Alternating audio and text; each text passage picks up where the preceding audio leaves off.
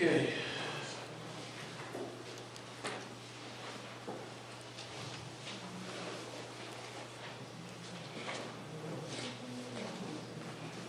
First item on the agenda is public comments. I'm just waiting, Cheryl's picking up the list, checking it twice.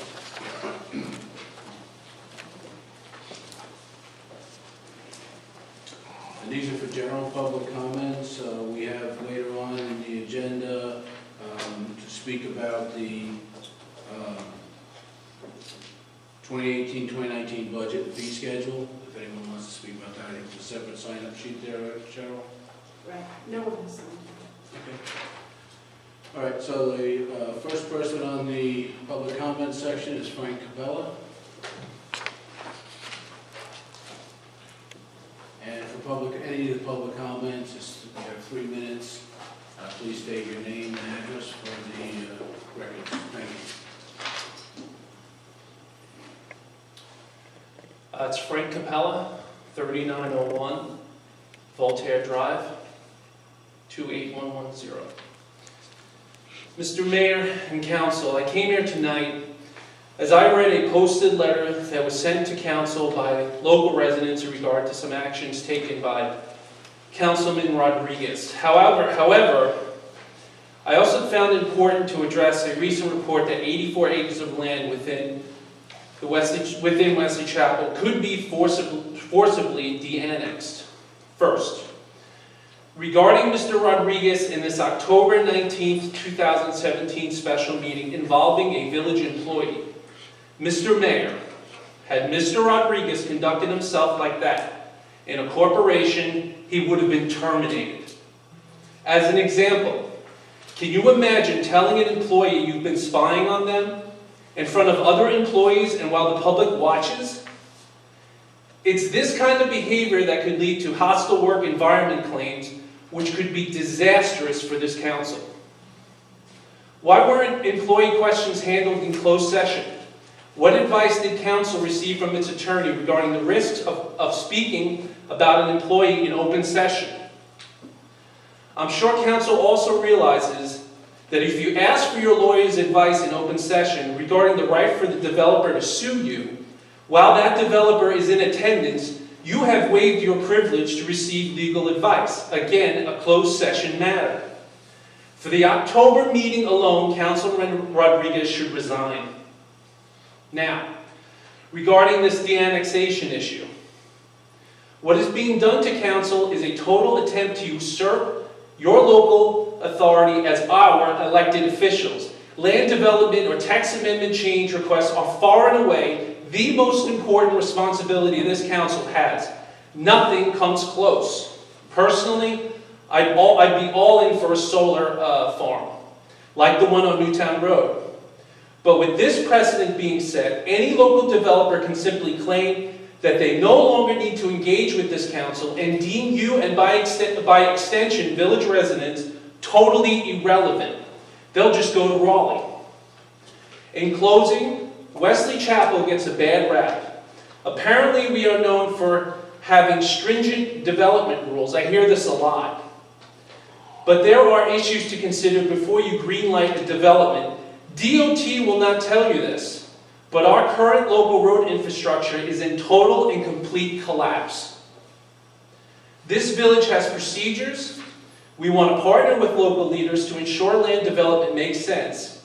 But I guess having a responsible approach to land development is apparently too much to ask. Thank you. Thank you, Frank. I know no one else signed up. Is there anyone else that wishes to speak during public comments? Okay, thank you. The next item on the agenda is additions, deletions, and adoption of the agenda. Amanda, anything? Yes, I'd like to move item 20 up to the top for when residents are actually here. Okay.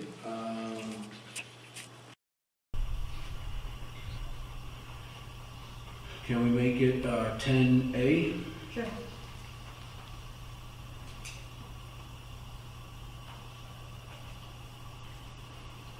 Okay. Anything else? No, sir.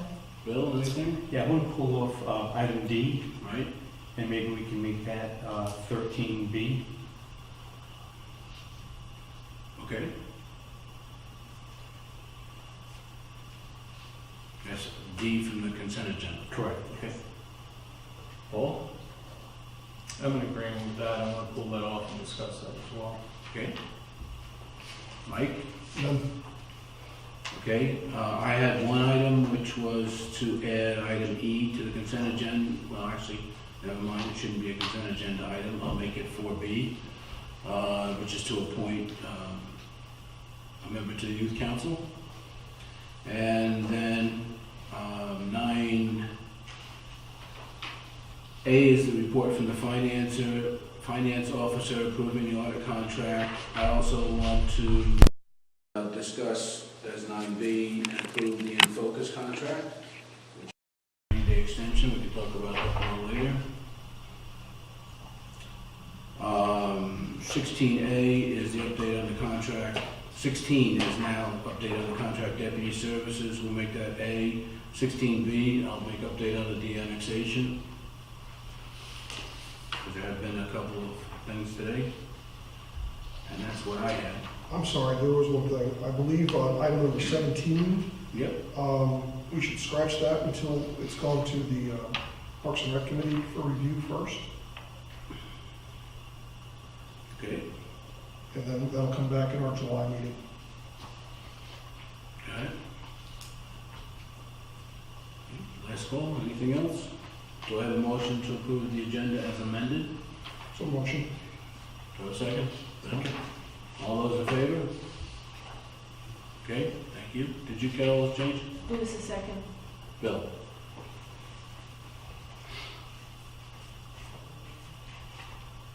Okay, so the consent agenda, which was now 4A minus D, so A, B, and C.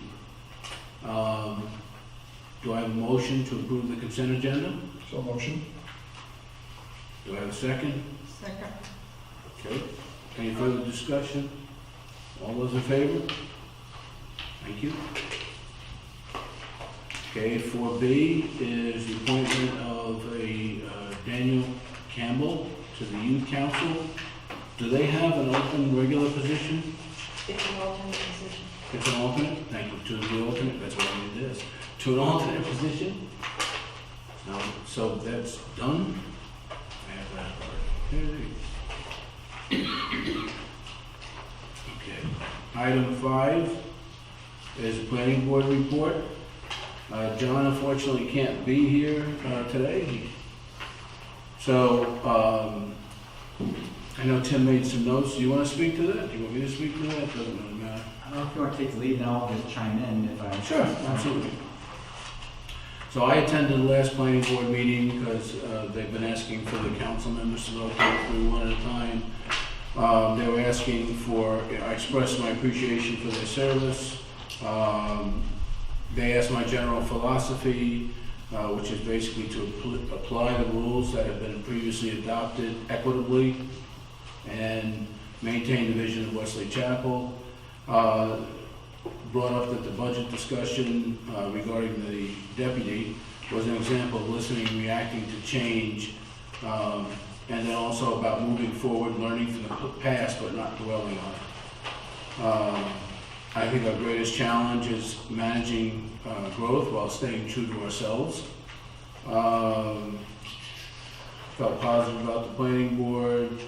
I was asked how to better listen to the community. I expressed hope for our new communications committee. They're going to get rolling soon. They have a meeting scheduled for the end of this month. I think it's the 27th. Is that right, Cheryl? Do you remember? Okay. And I was asked about a vision for the community, so I guess I made a little bit of a joke saying, you know, we're not going to be everything for everyone, but a lot to most people. So that's pretty much my philosophy. You're never going to satisfy everybody, but, you know, we'll make every effort to try. And then we got into their discussions in new business. You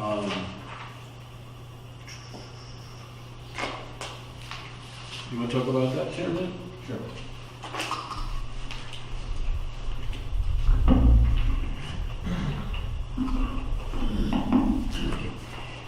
real quickly, the items of business, first of all, they talked about the revising the retention of existing vegetation. This was one of the items coming out of the advance. And Deb Bledsoe and Dr. Ellis are kind of taking the lead and pursuing some research in that area. We also discussed, per your direction, the meaning of the word parcel per section 402.5 of the subdivision ordinance. This is where we're talking about what items are you eliminating from consideration when coming up with that lot yield figure at the very beginning of the subdivision process. So we talked about that, and we'll be coming up with a formal text amendment at the next meeting. We talked about the land use plan amendment process, again, another item coming out of the advance, and we identified several issues. We tried to winnow that down to come up with a kind of a framework that we'll be discussing at their next planning board meeting. They postponed the discussion of the planning board rules of procedure. The land use plan amendment process took a good amount of time. Otherwise, I did present the maps and the analysis of the 5 different parcels that I presented to you all last month in regard to the conservation subdivision, just to see how the rules and new standards would apply vis-a-vis the conventional subdivision approach. At the next meeting in June, there'll be, as I said, a formal consideration of the parcels text amendment. We'll be also having a text amendment on construction trailers. There seems to be an internal conflict in the zoning ordinance. We'll also be taking action to take the planning board review of to change the zoning and the land use plan amendment for those 2 parcels or lots that were annexed by you all last month. And again, working to finalize the land use plan amendment process. So, thank you. Any questions? We'd be glad to. Any questions on that update? I would invite you all, if the chairman was here, he would certainly extend an invitation to you all who would be available to come speak with us at the next meeting. That will be the 25th. 25th, yes, sir. Yeah, is there any council member that would be able to attend? Okay, sounds like Mike might go. Thank you. I'll make every attempt. Okay, the next item on the agenda, I don't see any member of the youth council. Do you have an update, Paul? Just basically a quick update. They partnered up with the Parks Committee, and actually we do some improvements around the butterfly garden out there. So it was a great physical exercise for them. And about 10 to 12 kids. So I think it was even more than that. yeah, So at one point. some of the kids were actually able to get Beta Club credit, project credit. So I think it was just a good example of things that kids can be involved with and see how these processes work. Get credit. So there's more to come. I was also there in the morning with them, and I was very impressed with the turnout. I was very impressed with the energy of the kids, and they were also doing some replantings with the Rotary Club that brought down some new flowers and things that would do a little better in the shaded, because that is a little bit more shaded. But it was really good to have their participation. I think that's anything else. John said we're going to take another 2 work days to complete the project. Okay. I think I asked if he needs any more stone. Coming up in the Parks and Rec Committee report. Okay, well, we're there. Parks and Recs Committee report. And the answer was, yeah, he could use some more mortar to finish the project. And I stopped into one of the developments under construction and asked if we could steal some rocks. And they said, yeah, we got a whole pile of them, take as many as you like. So the materials are going to be, I don't think we have any shortage of rocks. no, we don't. Not in Wesley, Jeff. Maybe we could import some there. No. The local development said we can steal as many rocks as needed to complete the project, but one of the things that Pam is going to ask for is funds for the extra mortar, plus other stuff. Stealing your thunder. Sorry. Good evening, Mayor and Council. As Councilman Paul reported, we did have a really good volunteer day on June 2nd out at Dogwood Park. And the Rotary Club's Butterfly Garden, they had provided some more plants for it, and they also provided 20 bags of mortar. The Youth Council went around collecting rocks. They planted those new plants, and they worked hard building that wall. So it's just one more day, I think, that needs to be finished. And the Parks and Rec Committee would like to ask council to approve another $100 for mortar if needed. We'll wait and see when we get there. And we also thought it would be nice to have some nicer stone on the top of the wall. So if this doesn't come about, what you're talking about with the freestone, then it would probably be about $180 at Lowe's to get a skid of the nice stone to put on top of that rock wall. Other items needed for Dogwood Park at this time include 2 wheelbarrows. The old ones have broken. Grass seed to patch up what was trampled, building the wall, and some wood to keep repairing picnic tables. Estimating the cost there to be $40 for the seed, $200 for the wood, and $300 each for 10 cubic foot wheelbarrows, so that would be a total of $600. When I finish this report, I'm going to add everything up and then just give you a total dollar amount. We had a Girl Scout troop that built more backhouses for the park, and this was to work on their bronze award. They have one of them placed in a tree. They have to be eastern facing for the bats, and they'll get the storm came along and they weren't able to get the others up, so they'll be making another trip out there to put the other backhouses up.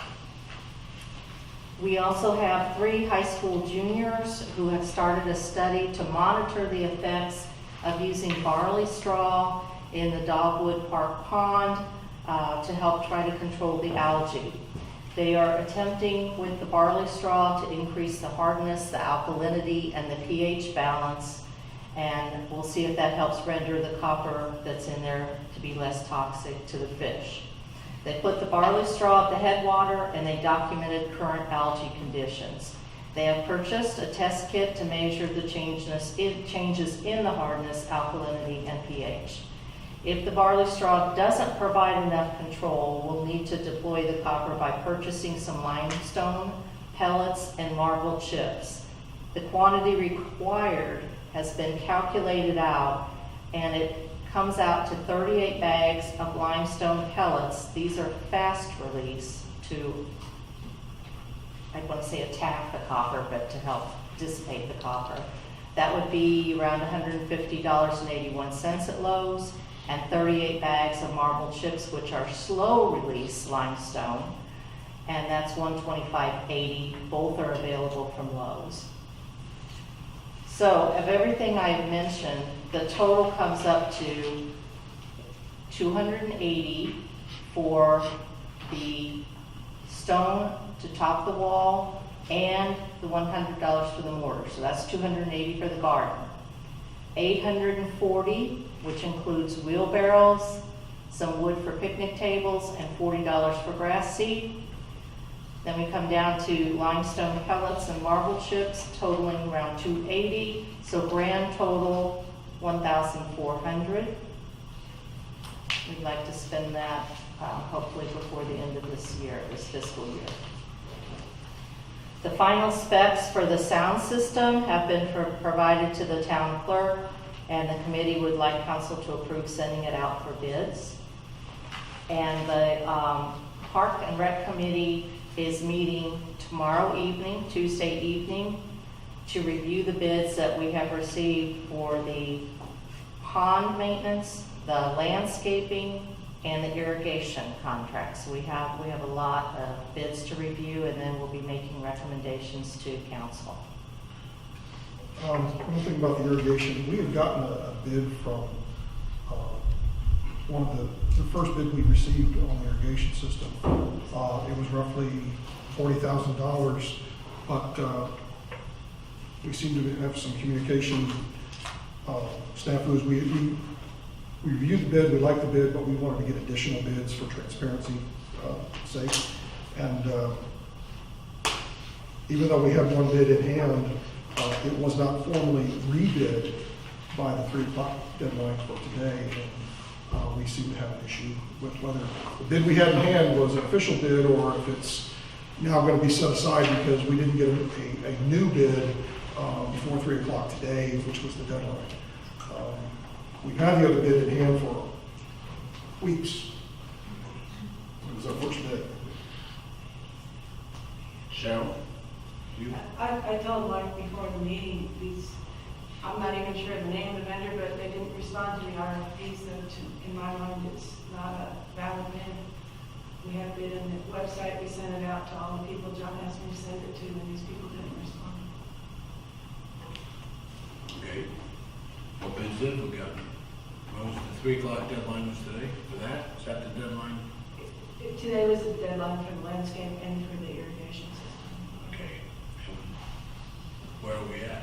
We did get 2 bids, I believe, was for irrigation. 2 for irrigation, 3 for landscaping, and then we had 4 come in for the pond. Do you remember what the numbers were on the irrigation system? Or I don't know if you had a chance to look at it. No, I haven't even looked at them. Cheryl, do you remember what the 2 bids were? I don't. All right, well, Okay, well, I guess the question is, knowing that we did all the legwork with this, we met with, I think it's Harvest Grove Irrigation. We started this process, they gave us a formal bid.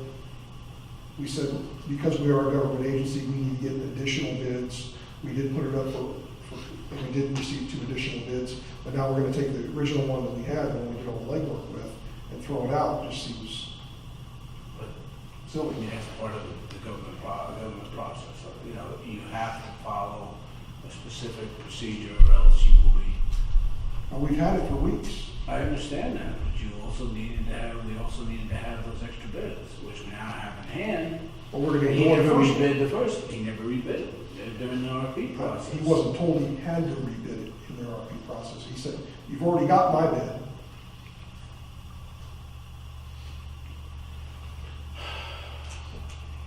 I think if it, and again, I'm coming in just a little late, but I think if there was a formal rebid that went out, that starts your process over again at that point.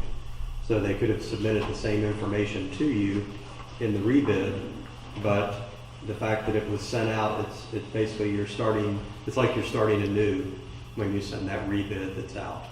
So the fact that they had responded to the first bid doesn't mean that it's responsive to the second bid. Again, without looking at it, I don't know if there were any changes or anything in it, but if you rebid it and sent it out a second time, then I think they're obligated to respond to that rebid as well. Well, and I think if I turned it slightly on the side, and correct me if I'm wrong, the first time you just reached out to the one gentleman, it wasn't a full bidding process, was it? Was it? Yeah, we did. Or was it a full bidding process? We didn't know what we needed, so we brought this company in to say. That's what I mean. So it was an initial, it wasn't written. So it wasn't in essence a rebid, it was an initial bid, and that's what I'm. but we had a thing before that. Right. It sounds like you informally solicited bids, and then And again- decided to go through a formal bidding process. So if you've gone through that formal bidding process, again, He's got- whoever wants to respond to that formal bidding process has to respond. So the fact that they had informally provided you information before is not responsive to the formal bid when it went out. Right, now, and because the bid's closed at 3 essentially, he can't do that. He If there can't- was a deadline for submitting the bids, then that's the deadline for submitting the bids. Just talking now. Okay, thank you.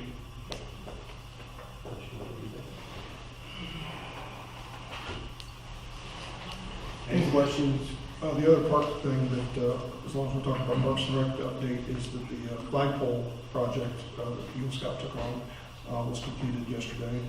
If anybody had a chance to go out and look at it, it turned out really well. The project is 99% complete. All we're waiting for is the electric to be run. And until the electric runs where we can have a light on the flag, I directed the flag, the Eagle Scout not to put the flag on the pole because without it being lit at night, it violates flag etiquette. So as soon as the electrical goes in, we'll be able to have the flag there 24/7. But I don't know if I send out a picture of the final project to everybody or not, but I will, just so you know what it looks like. But turned out really nice, and we got some pictures while it was being done. But turned out really nice. I'll share it with you if you don't get a chance to get over and see it.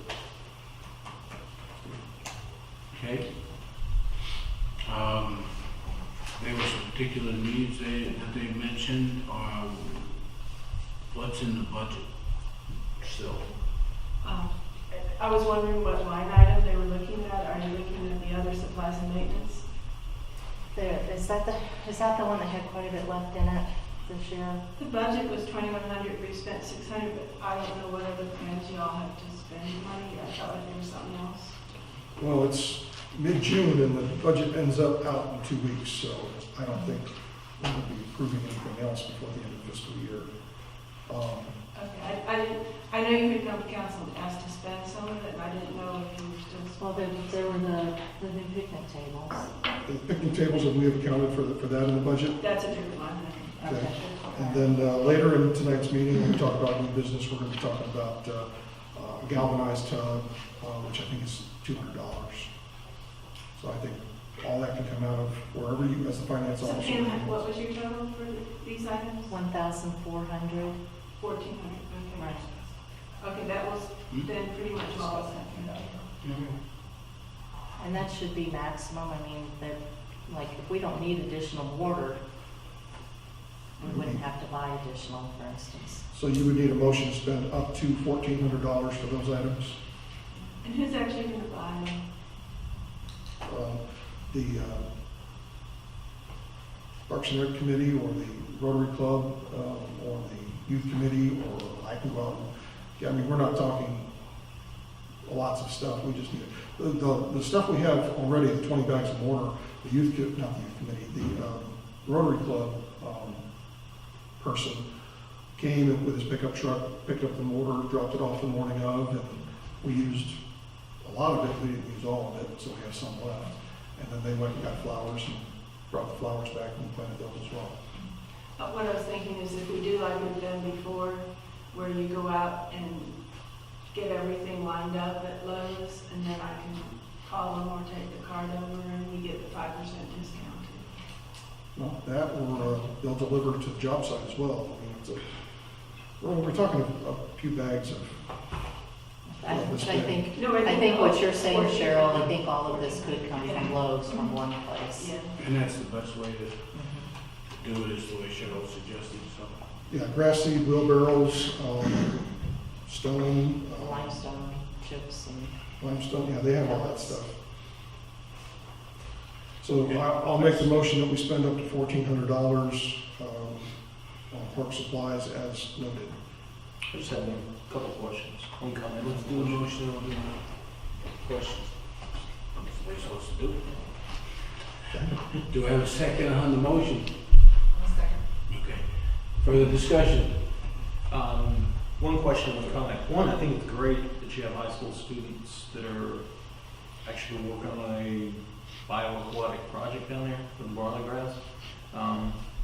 My question is, if we're getting pond maintenance contracts and professionals coming in to analyze and certainly support things that they're doing, who's doing the calculations for putting in limestone now before we actually have We have, professionals?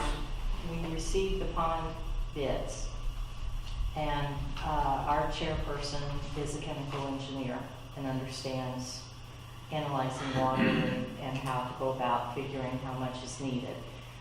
He did take 2 samples at where the inflow and the outflow take place in the pond and sent them off. We have the results of that analysis back. Don't ask me what the analysis means, I don't know, so I'm sure our chairperson is going to tell us tomorrow evening. If this barley helps, then we wouldn't need the limestone because we're going to expect the pond maintenance people to keep an eye on it this time. And I know that we did ask the contractors who sent in bids to let us know exactly what chemicals they planned on using because nobody stated that. So we can't compare apples to apples until we know that, and we need the EPA numbers on everything and the quantity. So that is all coming in, and we should have that for tomorrow night's review as well. I had the exact same thing that Paul brought up. I don't think we should be doing anything with the pond. I'm going to say forget about that 280 for the pellets and that lime, and hold off on the barley grass until we have somebody who, somebody who actually does that for a living. Someone that deals with the pond and says, okay, here's what we need. Otherwise, we're just purchasing things that we don't know for sure that we need. And it's my understanding that when we did have that, Cheryl provided us with paperwork from someone who said that there was not an issue with that. I personally called the Department of Fish and Wildlife with North Carolina and spoke to him, and he said that it's so rare to have a copper problem in the natural pond. He was more concerned about if we're adding sprinkler systems and having a more robust maintenance program of chemicals going in from that. So I personally say that we should just hold off on that 280 for the pellets and all that kind of stuff.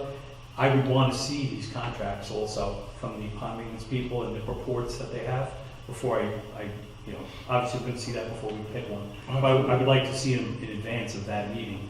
But I would say we just hold off on that. And as far as the wheelbarrows, I just picked one up 2 weeks ago for $129 in Lowe's. Big yellow fiberglass with 2 double wheels in the front. So I just think $600 just seems like a lot of money for wheelbarrows. But Where did you get them for? Lowe's, I bought it at Lowe's. Was it the 10 cubic foot size? I don't know. Most It's big. Most I of mean, them it are was, like 6.5 cubic feet. yeah, it might. I honestly didn't even look at it. So, but it's got double wheels in the front, so it can't tip or anything, which is nice. But I'm not going to hem and haw about it because we need it. So I'm just saying. I think it's just a lot of money for that. Maybe we could just say $1,000 for what we need because we're going to take away $280 for the pond chemicals until we know for sure that that's a necessary item that we need. So you want to change the dollar amount from 1,400 down, let's say 300 to 11? That's fine. I mean, I just think that I think we'll be more than fine. And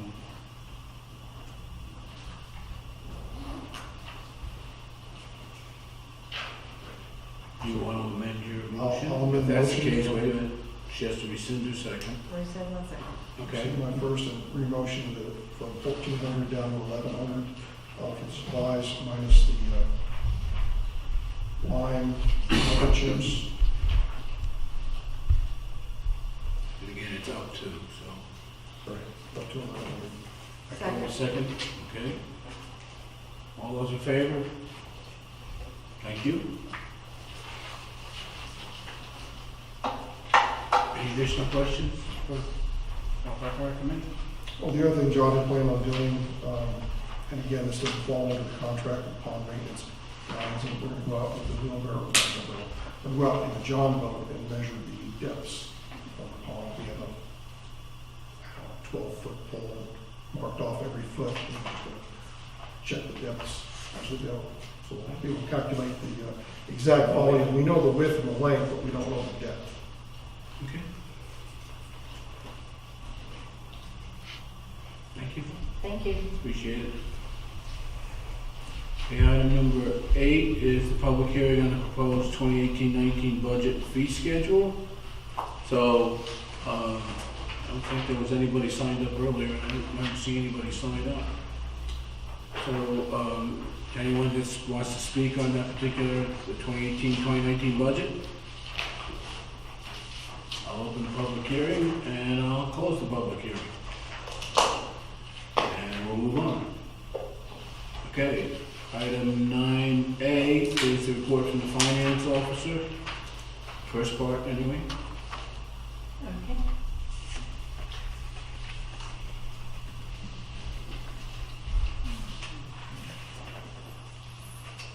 Okay, during the month of May, we received our alcoholic beverage tax. It came in 2% over budget, so that was good. $37,370. And we received our other normal expenses. We had a negative number in town hall utilities because we got a reimbursement for the water bill. They still have those hooked up. No, I had sent them, and Brian was trying to find out who might have used it. As far as I know, they're not using it, and if somebody did use some, we don't know. The people that were originally using it are no longer using it. So. During the month of May, I did move some money. I moved $400 from operating expense to annual retreat, and I moved $300 into the town hall utilities and $100 into town hall maintenance services. I moved $580 out of tree services and park and rec, and I moved $500 into park repair service and $80 into park trash service. We had that special pickup, which we needed it for. We did have some trouble with the gate. We've had a couple of repairs, and hopefully it's working right now as far as we know. I also had trouble here at Town Hall with the heating and air conditioning system again in the back offices, and they came out, I'm looking for my paper here. They came out and did a call to find out what was wrong, and that was $95. And what's wrong is a defrost board for that unit outside needs to be replaced. So it's going to be $400 there. So I wanted to ask that you would move $500 from contingency to town office maintenance services. Is that the best place to move it from, Cheryl? I think so. You need a motion for that? Please. Yes. Do you have a motion for that? Motion to move $500 from contingency for the AC repair. Have a second? Second. Oh, I think Paul beat you. Okay, either way. All those in favor? Thank you. Okay. That would come with any kind of warranty, Cheryl? I'll check probably in 1 year. The building's only 40 years old, and we're already putting a lot of money into repairs for AC and thermostats and. We have. I agree. Okay, then we also have the audit contract for 2017-18. I issued an RFP on that, and I checked with other local towns as to who they used and sent it, and got a reply from one of them that they were too busy, and I asked her if she knew anyone else that might be available, and she said she had checked with some others. So at this point, I only got one response from our current auditor, and it's the end of the year, so we do need to get some auditor in place. So the audit's typically done right at the end of the fiscal year. For the fiscal year that's ending this June. When does the audit have to be complete by? End of October. Approximately how many do you think you sent out to formally to different groups? I sent it out to 3 or 4. I checked with the local towns on who they were using, Right. and several of them are using the same auditor that we have. Okay. Is Potter and Company one of the ones? I did. Mhm. So Cheryl, I would just say concerning this, I brought this up last year about what happened with Kendra and that whole phone call, which I have on my phone here. That I did not feel comfortable with her, and I was asking for the audit, and we decided we're going to hold off on that, and I said, okay. And so it just seemed, to have her back again is almost like, in my mind, just kind of like backwards again. We just, we had this, or I had a big issue with her, with what she stated, which like I said, I have a recorded conversation with her here. And then to have this back again, I just think that we had so many months to take a look at this, I can't understand. And for full disclosure, Boyd and Moore, they take care of my business and my personal taxes. They're the ones that I was working with that were helping me out with the audit process. So I'm just gonna vote against using her only because I just feel like I went through this last year. Well, Bill, can I ask what your alternative would be, considering we put it out to bid, we spent it sending out to 4 or 5 people, only got responses from one company? Well, I know that me voting against it, it's still gonna go through.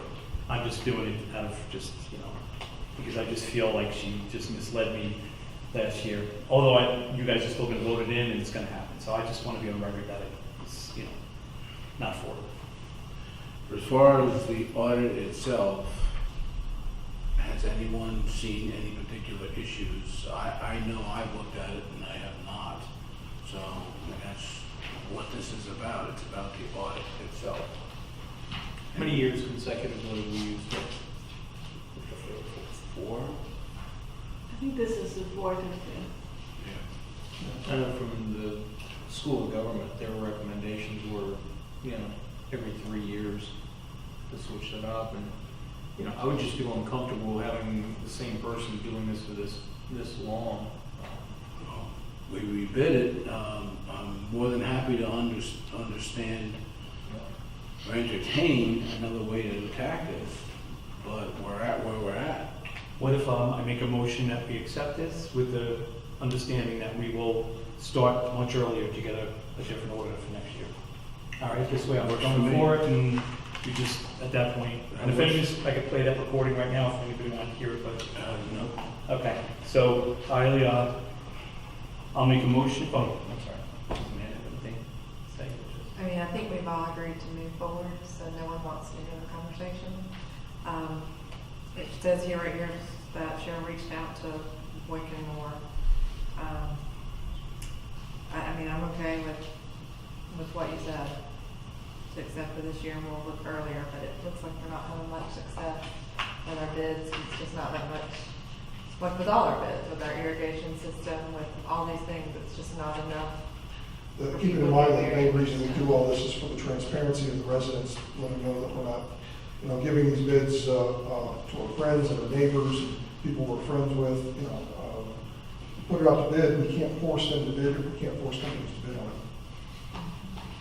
Okay, you would make a motion? Yeah, I'll make a motion. So I make a motion that we accept Ms. Kendra Gengel's bid for the order for this year, with the understanding that we will start earlier and have a different auditor for next year. When you say early, Whatever Cheryl would determine, I'm not sure how early we need to start, but I can leave that up to Cheryl. Well, we usually approve during this time frame, so I would say put it out 3 months, start March. Okay. Bill, would you amend your motion to say, and try to get someone next year? Because again, we run into the exact same situation where we put it out to 4 or 5 people and only one person bids on it. Your motion said we will not use her next year, where That's fine. That's fine.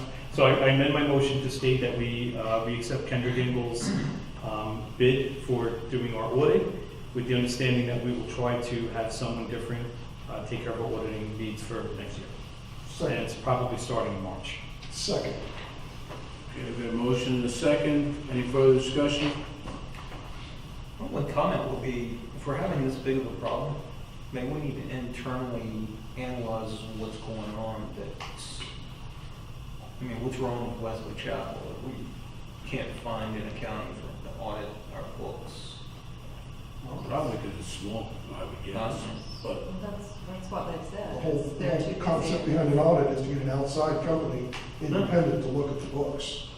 I'm just saying, no, I don't mind ask the questions. Call the list of people. And, Cheryl's reported, they said they're too busy, but maybe there's another reason too. How many other towns use Kendra? I know Mineral Springs is using them. Lake Park is using them. I'm not sure who else.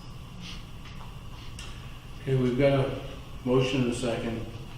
All those in favor? Thank you.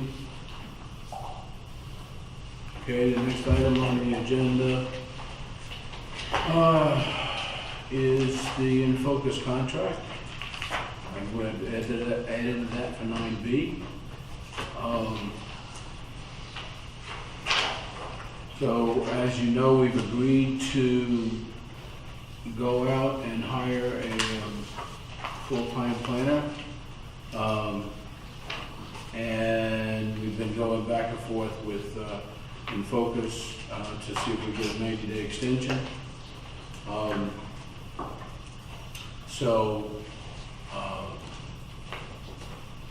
One of the courses of discussion that I went through with the office manager there, Patty, was the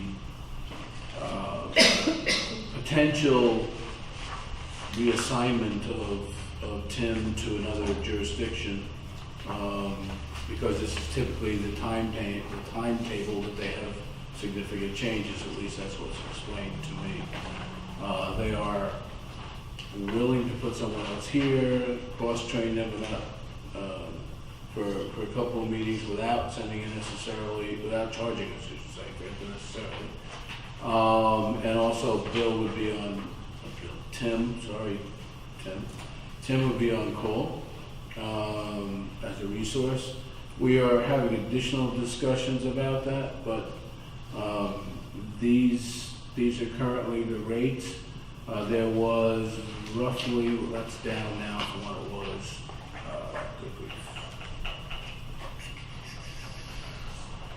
Yeah, I want to say there are increases in the rates for the 90-day period, which you can understand. If you go a year, you get a bigger discount. I don't have the percentage in front of me, but it's going to be about 14%, I think. As well as in the zoning administrator is 27%. They were a lot higher than that in the initial submission, so we've got some relief, if you want to call it that. And so that's kind of where we're at. But I think it's noteworthy to say that if we just renew the contract as is, it would be little or no increase. Well, both people would have to sign it. Any contract is signed by two parties. The party initiated, the company you're signing with, and yourself. So obviously they wouldn't sign it at that point. Understand? I mean, I put my cards on the table early, and I will do it again. It's just the way I work. So I mean, I love it. Your windows roll up, folks. So these numbers, Brad, I'm sorry, if I'm a little not exactly sure. So these numbers are, so this would be someone coming in to fill in for Tim? These are For 3 months. For 3 months. well, essentially it's the first item. Okay, Okay, Susan would still be here. okay, And that's our, that is if Tim has to put in a lot of extra hours. okay. But that's a discounted rate as well. And then we have, these are any other services that we might have to do on a per hour basis. Okay, that's what was confusing me. Yes. Okay, Yeah, we're not signing up for that. okay, that's not what it was, this is 3 months. That's just, except the last one, I'm sorry, code enforcement officer, the last one. For Bill. Yes. Okay, so now, so this would give us, if we agree to this, I guess you sign off on it, and then we have 3 months, say July, August, September. Correct. So we have 3 months to get somebody. And where we're at in that process is Cheryl prepared a job description, and she prepared it about 10 days ago, I think. And unfortunately, I missed it and didn't get back to it until the end of last week on it, but it's now going out. And It's up on the league website, it's up on the American Planners Association website. I've already gotten one reply to it. so we're getting out there, and I think that will actually give us a good overlap in time as well, I hope. If anything, our incoming planner can learn from our In Focus team, would be good. Is there going to be any overlap between the two? With 90 days, we should be able to, yeah. No, I mean between the substitute and our current. I think they talked about two formal day-long sessions. We're not paying for that, by the way. I just don't want to come in cold and not knowing anything. Oh, absolutely. And Did she mean we're not paying for either planner for those 2 days? I doubt it. I think, yeah. I know why you're saying that, but no. And what They're here, happened and with they're the still- travel time? Hmm? What happened with the travel? The travel time is included in the hourly rate, it says at the bottom of the table. So are we paying them an hour each way? It's included in the hourly rate. You could say they're including it, Mm-hmm. they're including his travel as an hourly rate. We did talk about that. It should be spelled out better. I would agree with that. Hold on just a second, because I want to make sure I didn't overlook it.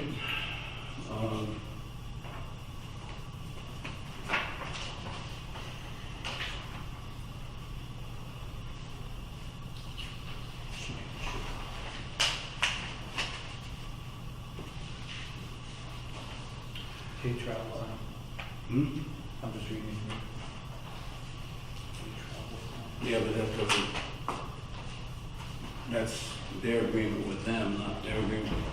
Right, so that's, What I would say then It is, does say on page 4, what? which is under item 9, it says travel time to and from local government jurisdiction by contractor personnel is included in the hourly fee. right here.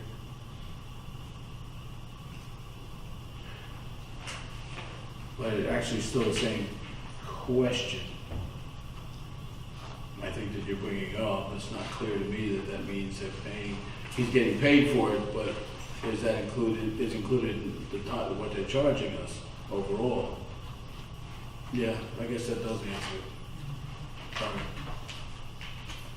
I missed that statement. Travel time to and from local government Mhm. jurisdiction. Is included in the hourly fee. Yeah, that's where I was. Yep. Well, we can go two ways. I mean, if it's included, then we've got to have a reduction in the hourly rate Mhm. again.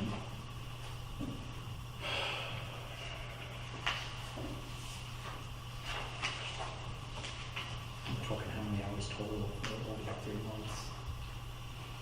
I kind of did a rough estimate of how many hours and all. And for the 3 months, it'll be about $30,440.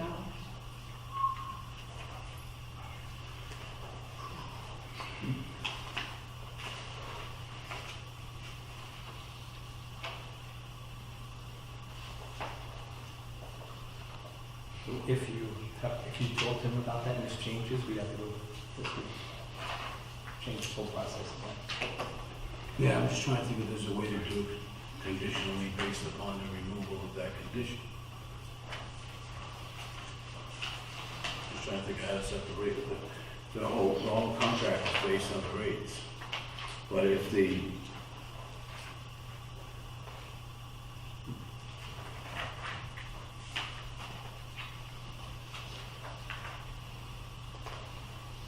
okay, so if we strike the travel time, if we can get the travel time stricken off the contract, it really doesn't change the hourly rates, it just changes what they get, The amount of time, what we pay in focus, not what they pay it won't hurt Tim. their team. So, We can make a conditional motion? yes, I think we can. So would someone like to make one? To exclude the travel, With the exclusion of the travel. I'll make that motion to exclude travel, but go with the 90-day extension. Let me just highlight that while I'm thinking about it. Okay. Do I have a second on that motion? Second. Do we have the option, that if we find someone sooner than the 90 days, No. it will just be 90 days? Well, when you think about it, you put out the date for what, for the close of the position, applications. By the end of June or earlier. Okay, by the end of June, then you figure 2 weeks, Well, this does have a 30-day termination clause. Even in the extension? Yeah, on page 4 at the bottom. We can terminate it 30 days early, but that means we have to be really, really early. Okay. I doubt that'll happen, so. No, because you gotta remember the person coming will probably need to give notice and so on and so on. Yeah. Right. We have done enough hiring that you're surprised at how long it sometimes takes. Yep. So we've got a motion, a second. Any further? Who seconded it? Bill? Any further discussion? All those in favor? Thank you. And who's gonna get clarification on that, Brad? Me. Okay. I've been holding discussions and I apologize for missing them, to be honest. So, I'll go after it. Okay. Item 10A is the discussion regarding council member Rodriguez and citizen concerns and comments. We received a letter that I initially, again, and I've mentioned this to some of the folks that since have come to speak and have sent me emails, that it was initially, signed concern Wesley Chapel community members. To me, that's anonymous. I'm sorry, anybody could put that down.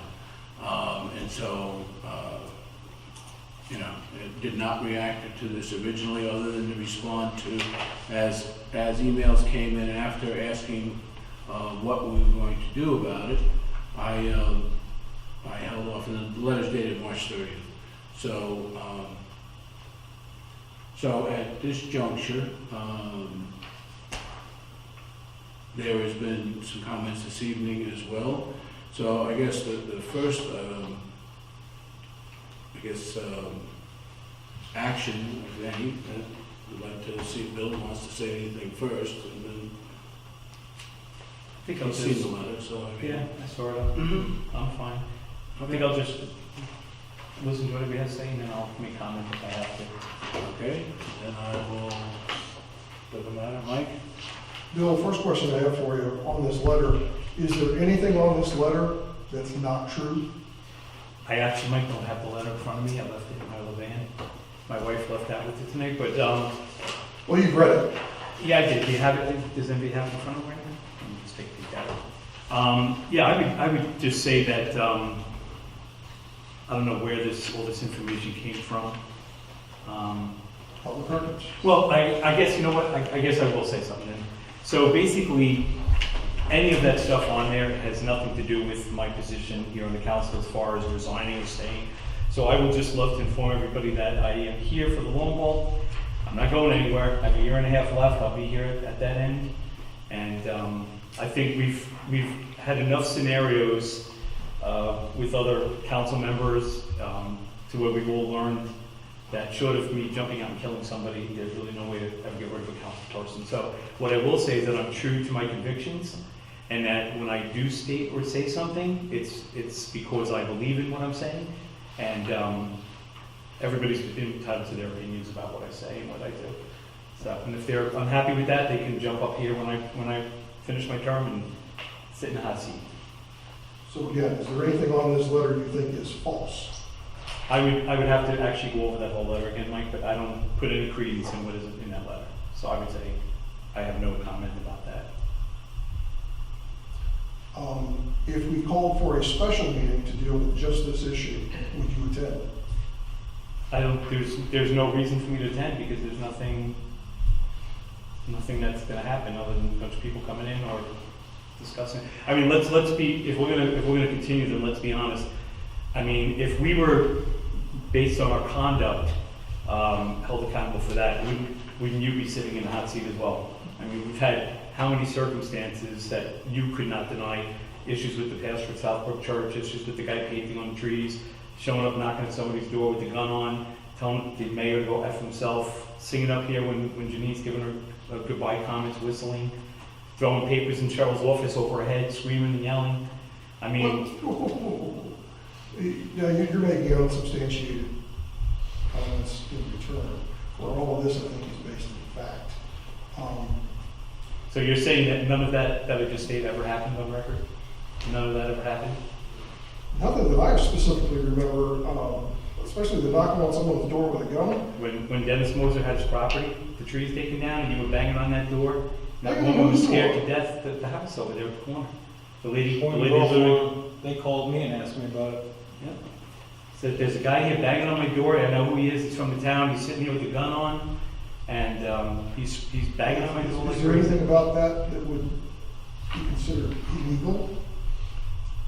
No, is there anything that I did in that letter that you have that is illegal?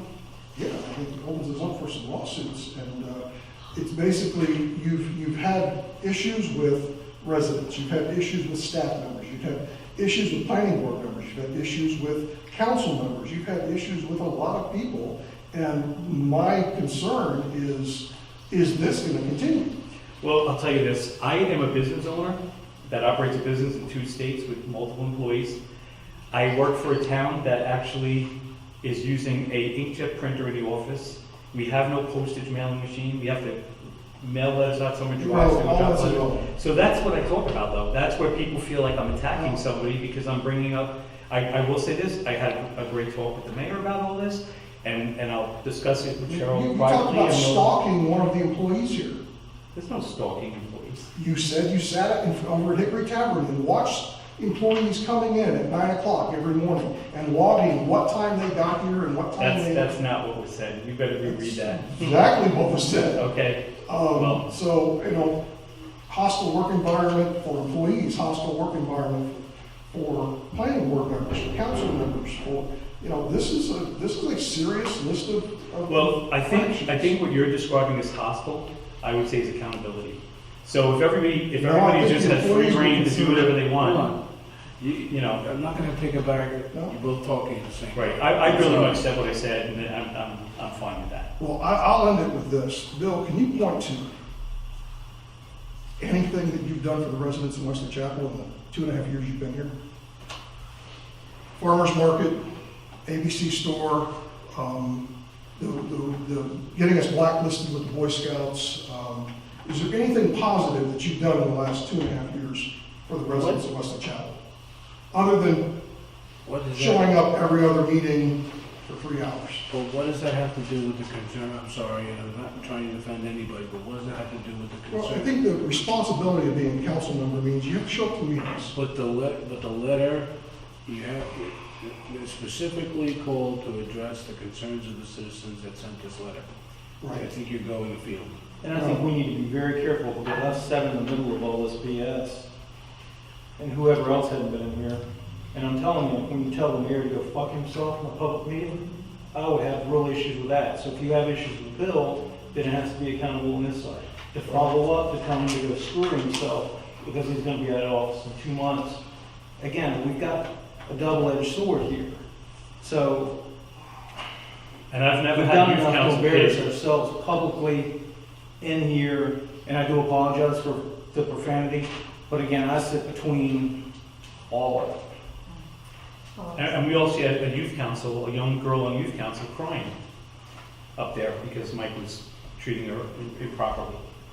Well, there was also a council member who cursed in front of my children at a swearing-in ceremony. The reason that happened was because he dismissed the fact that it was one young girl that left out of this building crying. And I'm sorry, but if I take up for the youth council people in here, people have got misguided values, because I promise you, I will not tolerate any of it. And I'm a very calm, patient person. And Mike, I like you, but there's a limit. Trust me. I don't care if you're carrying a gun or not. Bill's carrying a gun too, just for the record. On them. Either one of you. I've got a limited tolerability of acting like a normal, reasonable adult, trying to be here and be the best representative for Wesley Chapel. I get it. My This is job as a council ridiculous. member is to represent the people of Wesley Chapel. The people of Wesley Chapel have spoken, and we have kicked the can down the road for 3 months on this, and tonight was going to come to a head. So, Bill, you say you're not going to step down. It's obvious that we can't force you to, but at least if I ask, I can hold my head up in the community when people come up to me and say, why is Bill Rodriguez still on this council? I can say, well, we've asked for his resignation. He said no.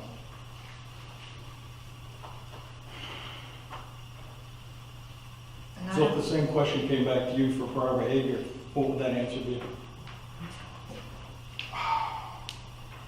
Can you say that you can hold your head high As, with everything that's going on in here between David, the prior mayor, and I know we all have personality disagreements. there were some other issues involved there, but yes, I can hold my head up with every comment and vote that I've had over the last 5.5 years on council.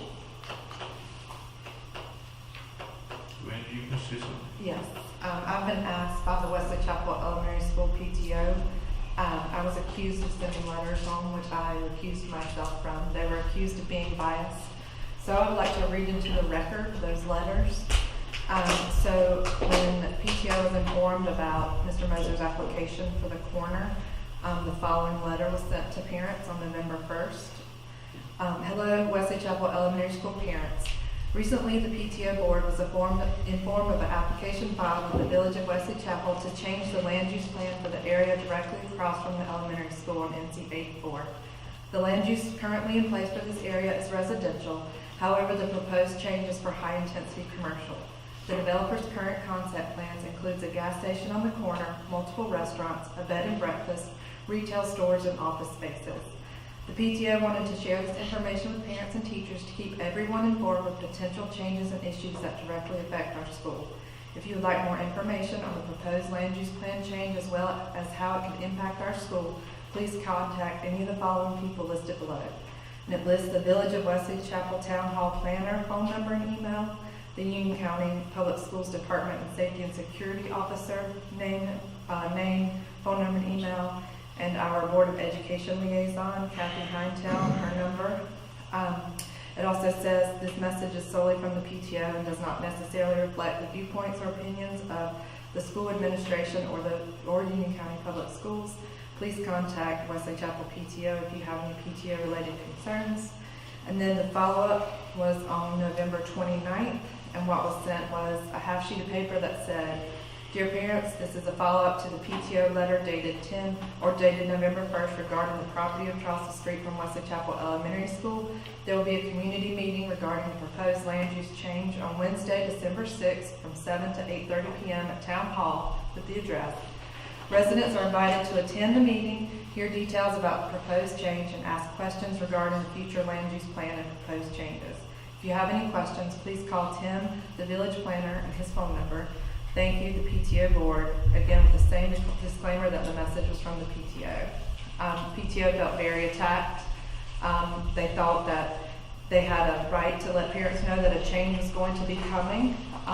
Because if all of a sudden construction started across the street from their children's elementary school, that people would be asking, why weren't we told anything? So I just wanted to read those letters into the record so the public could see that they are not inflammatory or biased.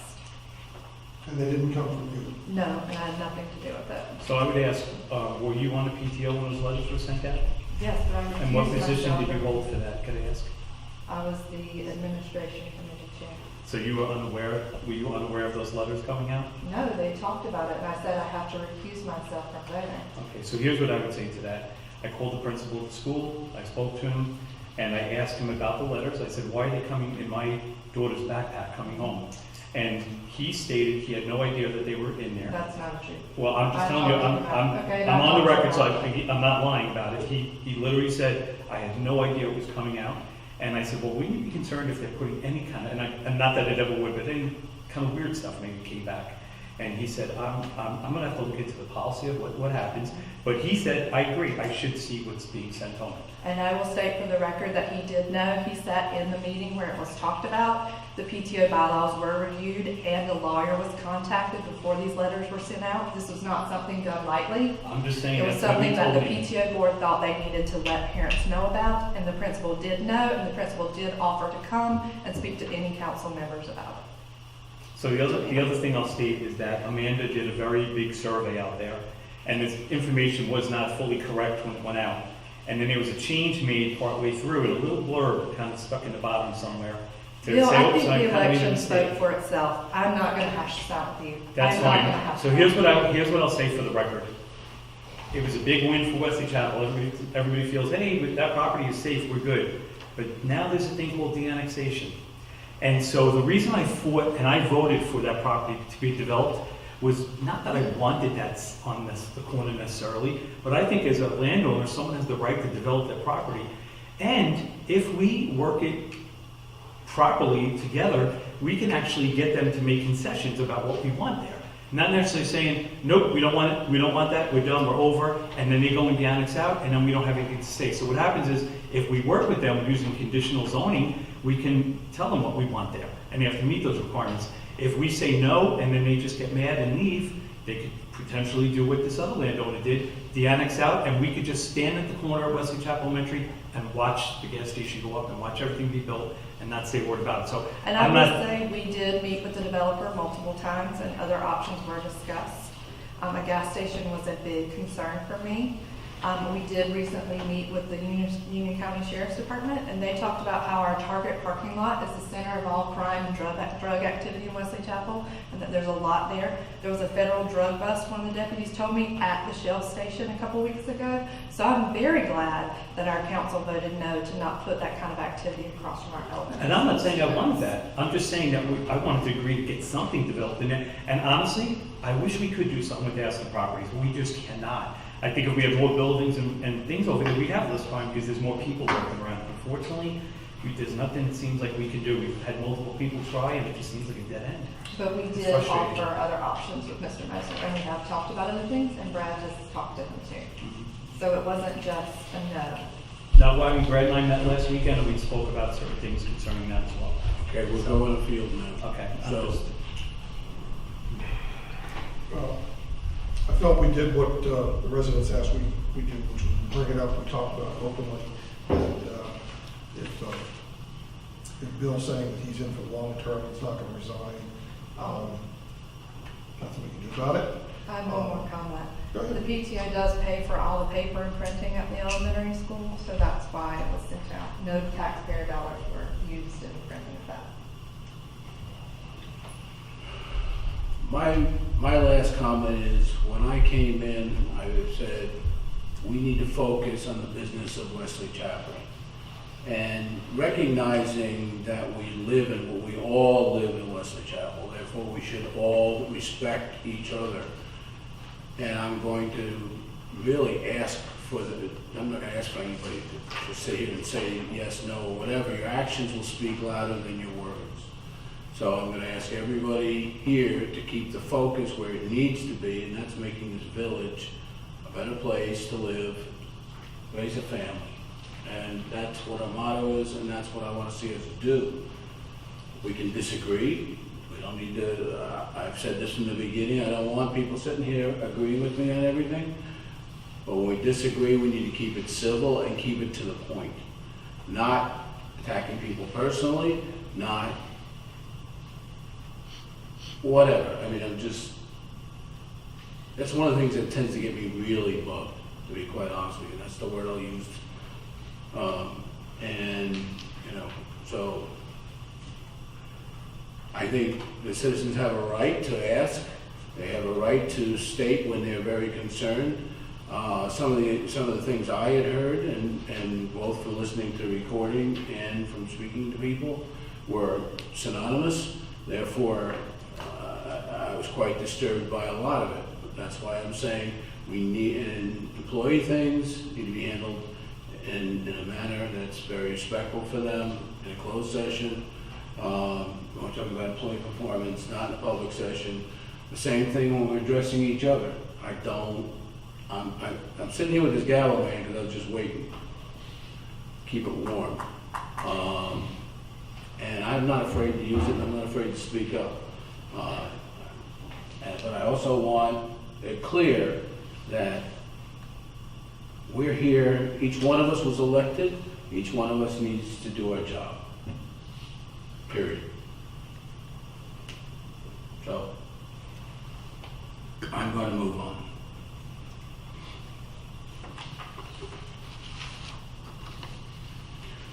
Uh, 10B is conservation subdivision text amendments. 2 minutes. Okay, we will take a 2-minute break. 5-minute break. How about a 5 minutes? Yep. What's the number of days? Sorry? What's the number of those for 802? Senate bill. House of Appeal. Yes, sir. Good evening. Just three things on this subject.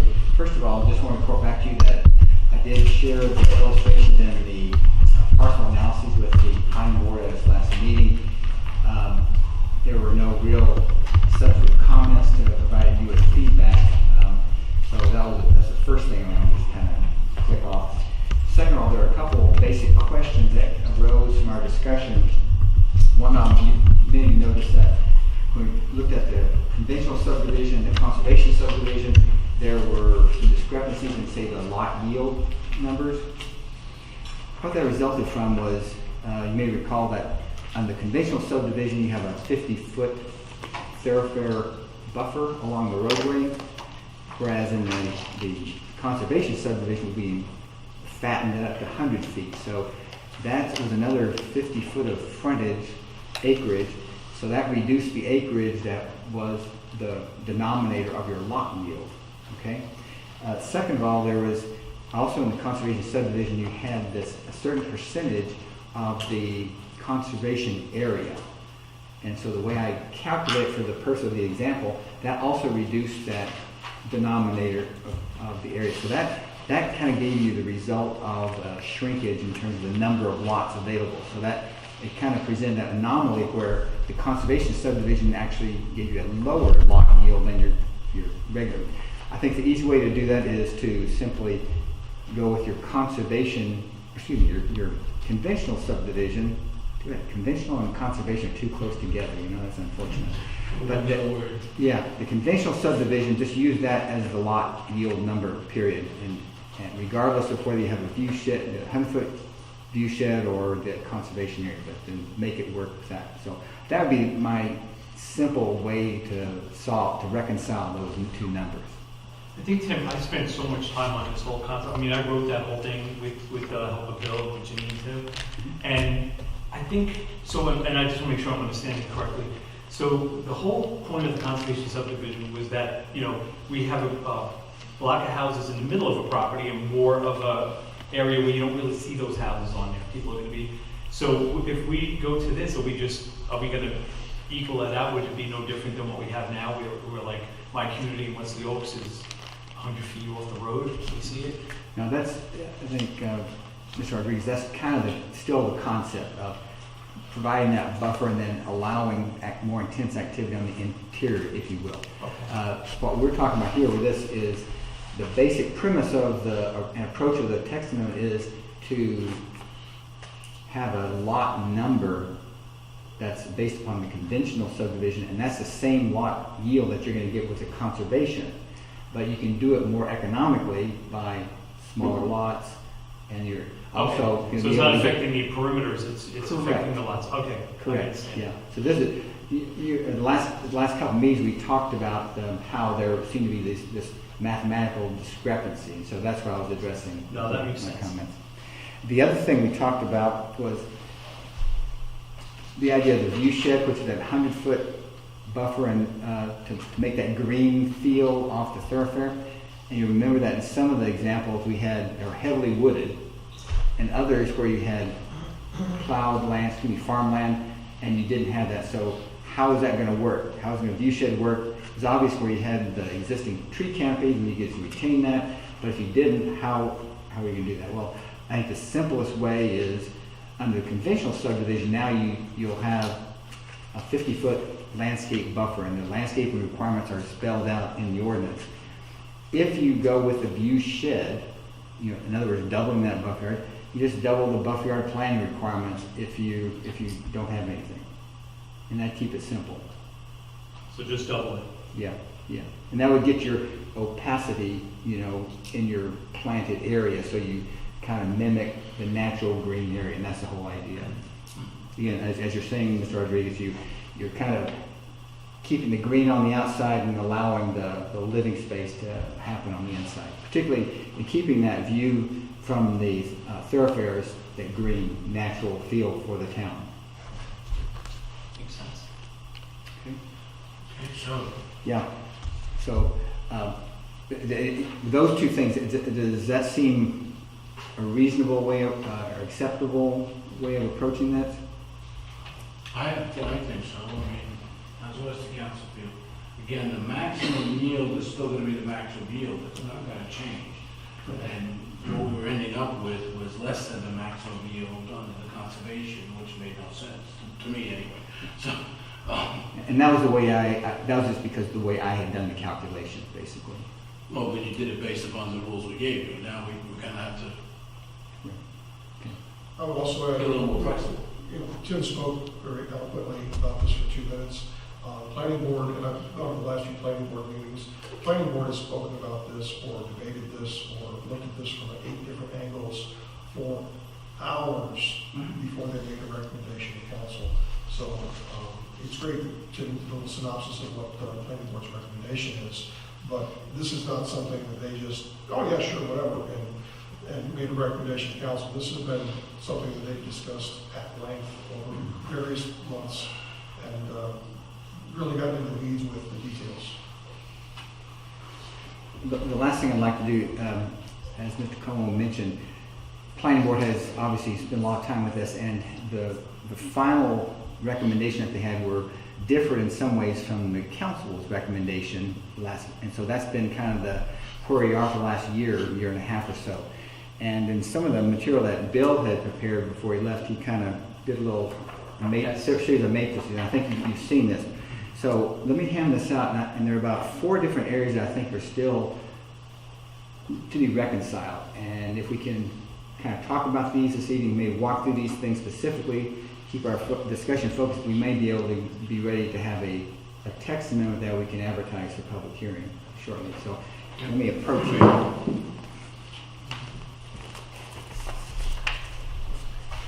And the yellow highlighted, and there is the areas of agreement. That was based upon the discussion we had 2 months ago. And there are 4 of those areas that have some little small microscopic red print on them. Those are the 4 areas where there's still some disagreement. And let me just, first of all, a minimum amount of conservation land. And the planning board's approach is that take the gross area and basically 15% of that gross area should be conservation area. The approach of the council was 10% plus a view shed. The planning board's approach did not really have a view shed approach. So you just basically take the canopy where you get it. And your approach was wanted to make sure that that view from the thoroughfare was green. So that's kind of the difference at this point. How do you all feel? You all, most of you saw the examples from last month. Some parcels had heavily canopied area all the way up to the roads. Some had substantial bare areas from the roadway. So any thoughts along those lines? 15 or 10, basically, is what we're asking for this one. So Tim, if we say, I know we recommended, well, I thought 10, so it wouldn't matter if it's 10 or 15 because it will still be, so if it's a 10-acre parcel, we'd still have the 100-foot of the view shed, would still be double, right? Would be, unless it's existing? If you don't specify the view shed, I guess the fallback would be the thoroughfare buffer. Okay. So you'd be back down to your 50 foot, yes. Okay. That's something we should be sure and be explicit about that, because right now you don't have that as a conservation subdivision. And I would say that I took a look at you remember there are 5 examples I gave, and then 4 of them were really the real ones, and then that one was a kind of unusual shaped property. Of those, 3 of the properties had more area when you use a 10% plus view shed, and 1 property had more with the 15%, straight 15%, and that was just because of the amount of canopy you might have had along the roadway, So or the length of the roadway. if the spirit of the conservation zoning is to not really see or have less of a view of the houses in there, it almost If that's one of your objectives, then you probably need to be explicit about having a view shed Right. along that area. And I don't think I would need to care if it's 715 as long as it was a view shed, no matter what. We had that. I mean, in my opinion. Yeah, well, I think the idea of having the 10% plus the view shed is that view shed is going to approach that 5%, making up, so that the total amount is going to be approximate each other. That's kind of the idea. Okay. And I we- like the concept of a separate committee. and the view shed is gonna be 100 feet. That's what it's currently, yeah. I mean, you can make it 113 feet, you can do. I was wondering if it go, even made sense to do 75 instead of the normal 50, going 50% more and making it 75 instead of 100. I don't know where we dealt with it. I'm not kind of, but anyway. Paul, I'm sorry, you were going to speak first, so I apologize. I was saying I like the concept of the view shed. I mean, that in combination with the tree save, ordinance and. I believe that's the approach Weddington has tried to incorporate in their conservation subdivision approach to the view shed. Do you know how much their view shed is? I can't say, I think it's similar, but I don't know exactly how it is. Okay, so if it's 100, my only question is, does it make it different? I understand that if you say 10 plus the view shed, it's going to approach the 15 anyway. So what I'm hearing you say is the 10 is probably the right. I'm not hearing you say that, but sorry. I'm trying to multiply or divide or whatever the question is and come up with the right, whether something makes sense. So is that? Yeah, and yeah, I think if you specify the view shed, then you're going to get greenery along the thoroughfare. Right. If you don't, then there's a chance that you might not. Or unless you say I want at least 50 feet, like current subdivisions. But I'm hearing a little bit about wanting that. Yeah, I want Buffer the view area, shed, if you will. looking. So I would say, in my opinion, it's the 10 with the view shed, 100-foot view shed. I mean, I think what and correct me if I'm wrong, I mean, we want to get this in and start it. I mean, if, let's say we did this and we said, well, maybe we should have done something, we can change it, right? You can always change it. Right, so So I I think, can't change it once somebody's applied for it. right. So I think the 10. Well, you can change the it, view but shed- the old rules apply to them, Yeah. And I definitely think it's better to be conservative, since this is our first. yeah. Okay. And Tim, what was the official recommendation from planning?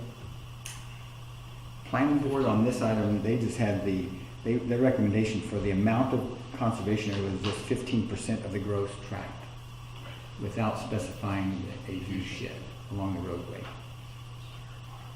And I guess the trade-off would be that whereas the view shed gives you a green view from the roadway,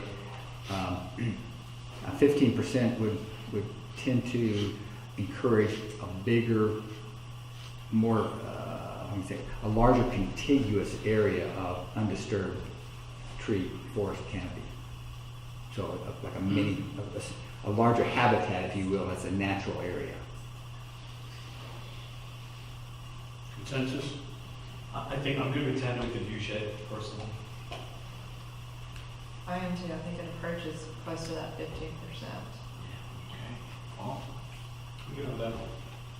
Okay. The minimum lot size, I recorded that there were 2 who preferred the planning board recommendation and 3 supported the conservation text proposed by the council. And the difference is that with the planning boards, the default minimum lot size is 40,000, except 30% of the lots can be 30,000 square feet. Okay? With the council's approach, you're giving the smaller, the default is 30,000, and then 30% can be 20,000, half acre lot size. So you're giving more flexibility, if you will, to the land designer and developer. And the reason I put that in too was because I figured with the half acre lot, it's just easier to maintain a property, so you're not going to be putting as big of a house on there. And if somebody wants to retire and move into that type of a community, it to be less maintenance, and that was just a Right. thought when it was Right. coming through. And it's still the same maximum. In terms of lot yield and number of lots, we're talking about that. yeah. That's right. Well, what? I'm good on the council's version of that. Mike? Look at that. Okay. Council version, move on. Okay, now this next one is the lots to abut conservation area, and this is a kind of a little bit more difficult to see conceptually. The planning board's approach is that when you have your well, with your 40,000 square foot lots, of course we just decided to go with 30,000. Well, it may be logical just to go with the council, because it says basically when you have 30,000 square foot lots, they must abut conservation land that's at least 50 feet in width. The idea is that you hit your smaller lots, you're going to have to abut larger undisturbed area to kind of give the perception that you're kind of blending into a larger area. You know, so that you're trying to erase the perception of a small lot area. And then similarly, when you go down to 20,000 square foot lots, then your adjacent non-disturbed area has got to be more substantial, 75 feet in width. So this is going to be the situation where some of those lots we looked at where you had a substantial tree canopy along the rear, you can run your streets in there, and you can have maybe the back of the lots partly in tree canopy, and then that they're going to back up to other undisturbed common area.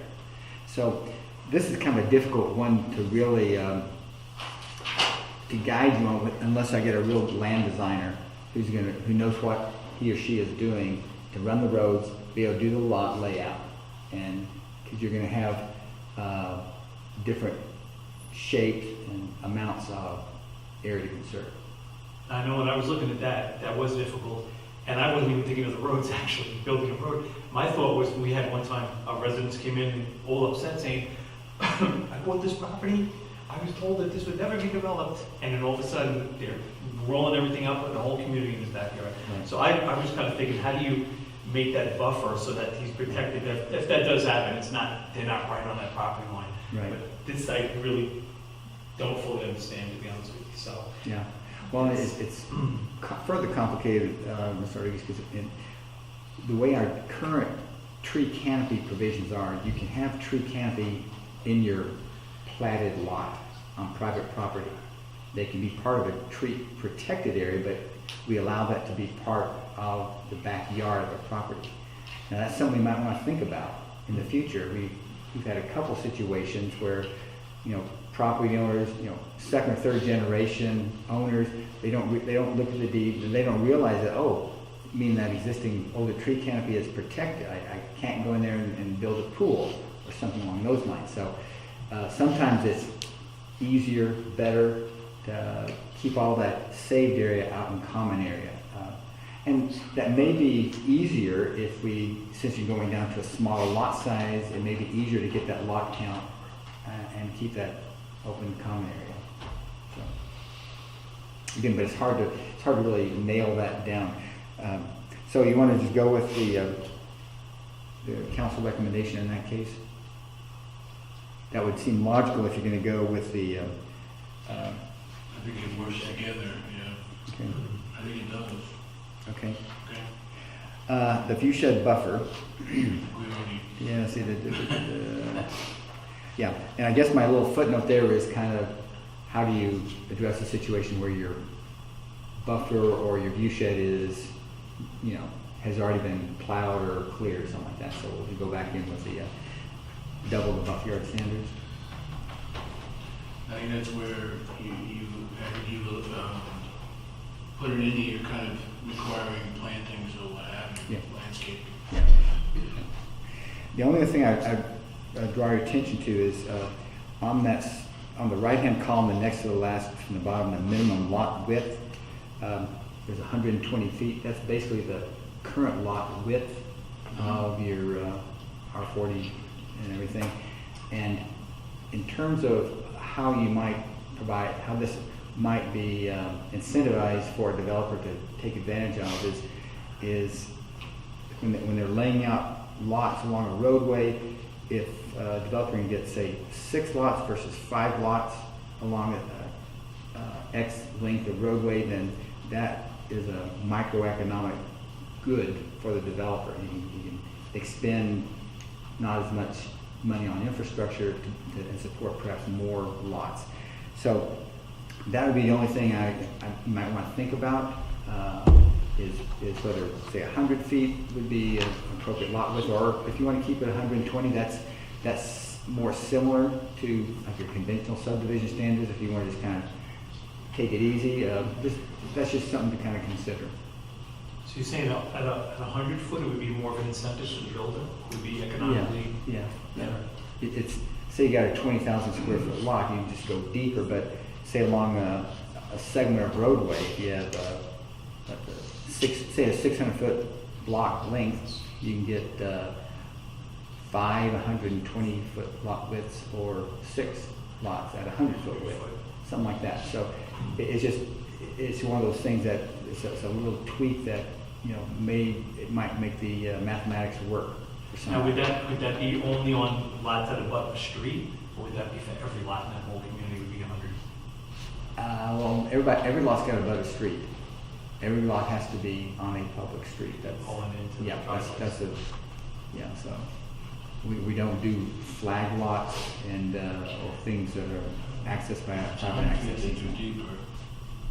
I mean, whatever you shrink, you're going deeper. Right.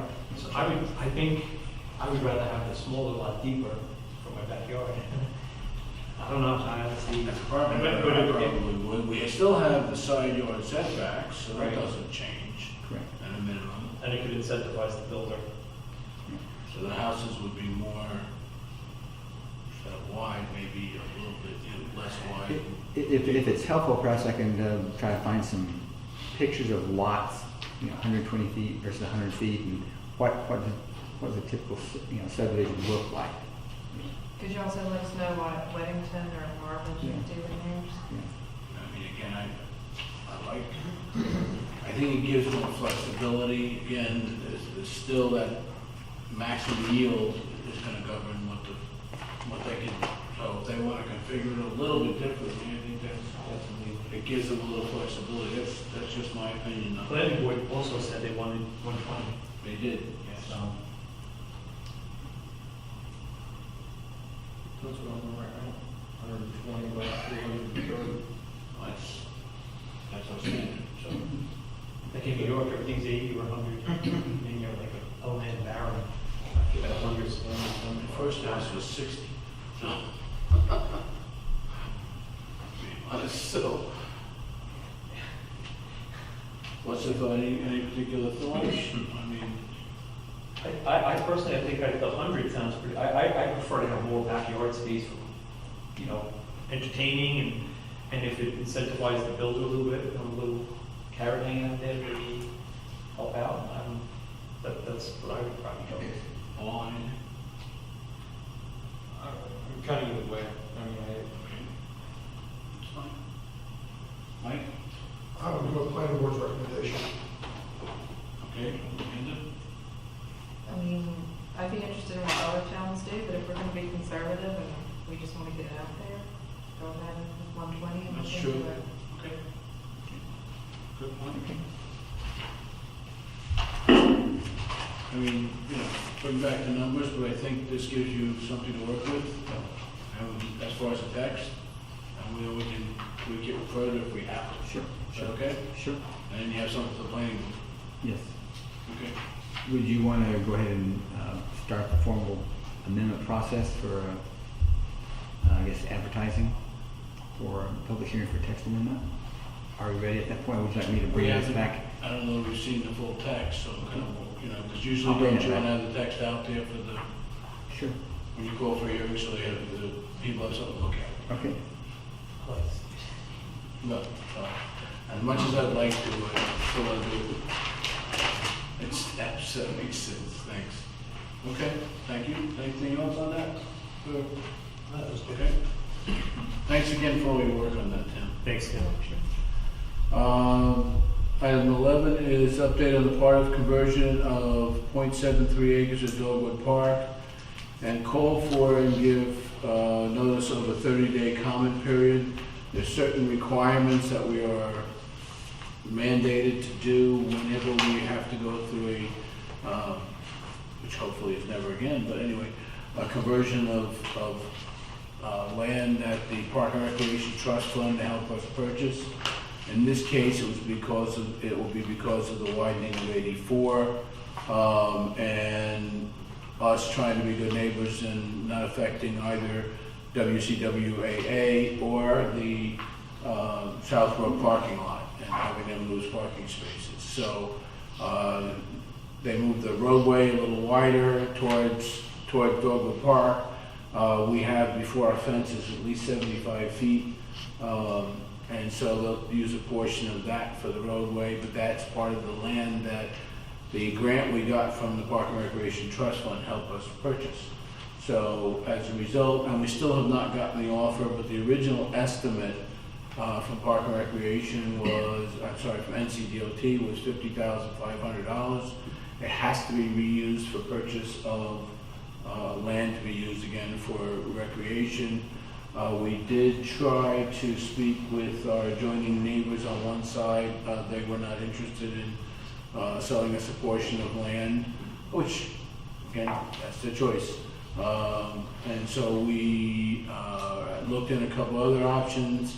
We looked into perhaps starting a portion of the Carolina Thread Trail, but we would need to be prepared to put additional funds for that, and I don't think we are yet, or additional park land someplace else. And again, $50,500 is not necessarily going to buy you a very big piece of property. So I think the general consensus of council was then we're going to have, the other option is then give the monies back over to the Park and Recreation Trust Fund. They have already informed us that that will not be, it'll be temporarily a red flag till we give them the check, basically, and complete these steps.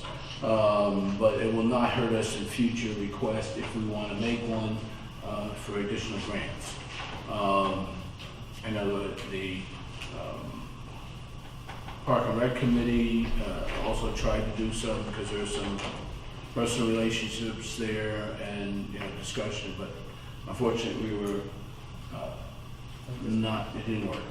So we have to go through part of this information is to go through a 30-day comment period and conduct a public hearing. So we need to start the notice of the 30-day comment period to end July 20th of 2018. Is that so people can actually come in and say, we don't want to do this? Right. Hopefully they have an alternative, but they can just come in and say, I don't like it. Again, well, You they're right. need a motion for that? I do. So motion. Do I have a second on that? Second. Okay, any further discussion? All those in favor? Thank you. I don't think we're gonna do a Sorry. small one. Item 12 is approved resolution 2018-03 to exempt ourselves from doing an RFQ for architect services and approved contract with architect for band shelf for $7,500. The point in this particular one was we already have an existing design, we already have an existing process, and it made sense to go back with the original architect to run this project. So do we not have the original plans for that? We do. So This is to run the RFP process, it's to do, for the build at this point. That's the next, So the design of the structure itself. the design is done, but the Right. build of the structure. Okay, they'll run the RFQ, they'll they'll essentially run the The project. project manager. Yeah, exactly. Okay. Sorry. Better description. Thank you. Anything else, Cheryl, that you want, or Mike, that you wanted to add to that? Yeah, just Cheryl sent out an update that there was an adjustment made on page 4. I wanted to make sure everybody saw that. It went from, I believe, 5,500 to 7,500. 7,500. That was the original number, and for some reason, You got it. switch. So I just want to make sure everybody The knows most recent copy says 75. Well, it's one of one and two. It was just a typo. right, I just want to make sure everybody knows about the difference in the dollar amount. So we're not voting on something based on wrong numbers. This did go to the attorney, Becky Cheney, reviewed it, and there was a couple of changes. In the first page about the construction contingency, the copy you have has the updates, and there was a correction on the payment procedures about if an invoice becomes past due. So those corrections were made by the attorney. I mean, made by the attorney and made by the architect. And agreed to by law. So you need a motion to accept. Well, I have a question about, well, we can make a motion and we can discuss it. Sure. Motion? Motion to accept it. We go with the Luckman Architectural Incorporated for the as a project manager for the Van Shell project. And the resolution, Bob? And a resolution to exclude ourselves from the RFQ process. Second. Motion second, further discussion, go ahead, Bill. Okay, so resolution for exempting us from the process. Okay, requires initial selection of firms to perform architectural engineering. So you're saying you want to just bypass the process of getting another 2 bids for engineers and just say, let's go and get this guy. I just feel like, we should be held to a higher standard to not say, okay, we don't want to go through this, so we're just going to let ourselves out of it. I know we have a good relationship with Lutman, but in my opinion, I just think that, the process is the process. We just should follow the process. And if we follow the process, anybody can come back to us and say, well, how come you didn't do it for that? But now that they want to put in the sprinkler system or whatever, we have to follow that process. So, I would point out that Troy Luckman was the one that originally came up with the design. He's intimate with the design because it came out of his head. And when we tried to do this 2+ years ago, we pulled the trigger halfway back, but for some reason we just didn't go all the way, and the project stalled. This project has been on the horizon, let's say, for the last 2.5 years. Never gotten off the ground. I think we've done more progress in the last 3 or 4 months than we've done in the last 2 Can we years. just stick with this, please? So, yeah, I definitely hear you on that. I know they're reputable and all, but I just think that, we could just say that we don't need to do it for the water guy or the electric guy, or, it just seems like the town doing it is almost like you can't do it, but we can do it. I would say there's extenuating circumstances here in this particular case. Cheryl has a comment over there. She's raising her hand. Yeah. This is a little different. This is not exempting us from giving prices. It's exempting us from going out on RFQs, which is a request for qualifications, which is required by state law for the first dollar of architectural engineering or surveying services. So technically, if you want to get a $100 survey, you're supposed to go out and see who's most qualified to do it, which is probably why they allow us to exempt ourselves, because it. So this isn't for the construction of the amphitheater. This is for hiring Troy Luckman to oversee the project and put it out to bid. Because he's an architect, yeah. Well, the other thing I have here, which throws a flag to me, it says, electrical engineers will be included as our consultant. Lutman Architecture Inc. will function as an integral member of the project team and shall report directly to Mr. Lemke. So I know he's a chemical engineer, but what does he have knowledge as far as building and anything like that? I just don't understand. That clause was put in there specifically so that Troy wasn't going to have to answer to 8 different people.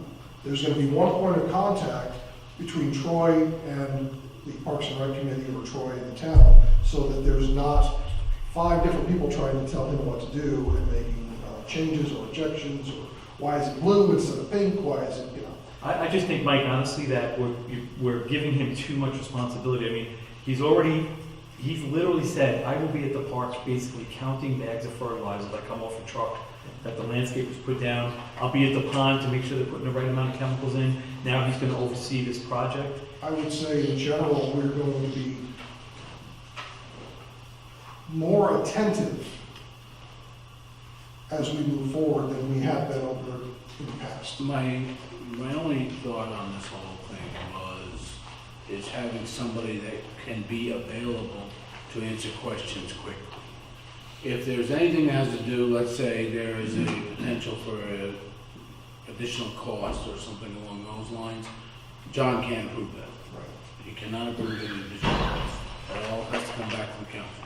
I'll give you a perfect There's no example. expenditures. During construction of the park, we had the inlay for the bricks on the stage. And the question is, should the bricks go this way or should the bricks go this way?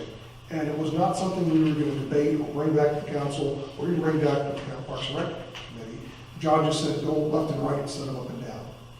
And then the guys laid it. If the guy needed an answer, right then and there. And Didn't cost us any more money, didn't affect the overall construction. It was just, do we go left and right or do we go top to bottom? And we did something very similar for the town hall. Well, I want to bring that up. So we did that for the town hall.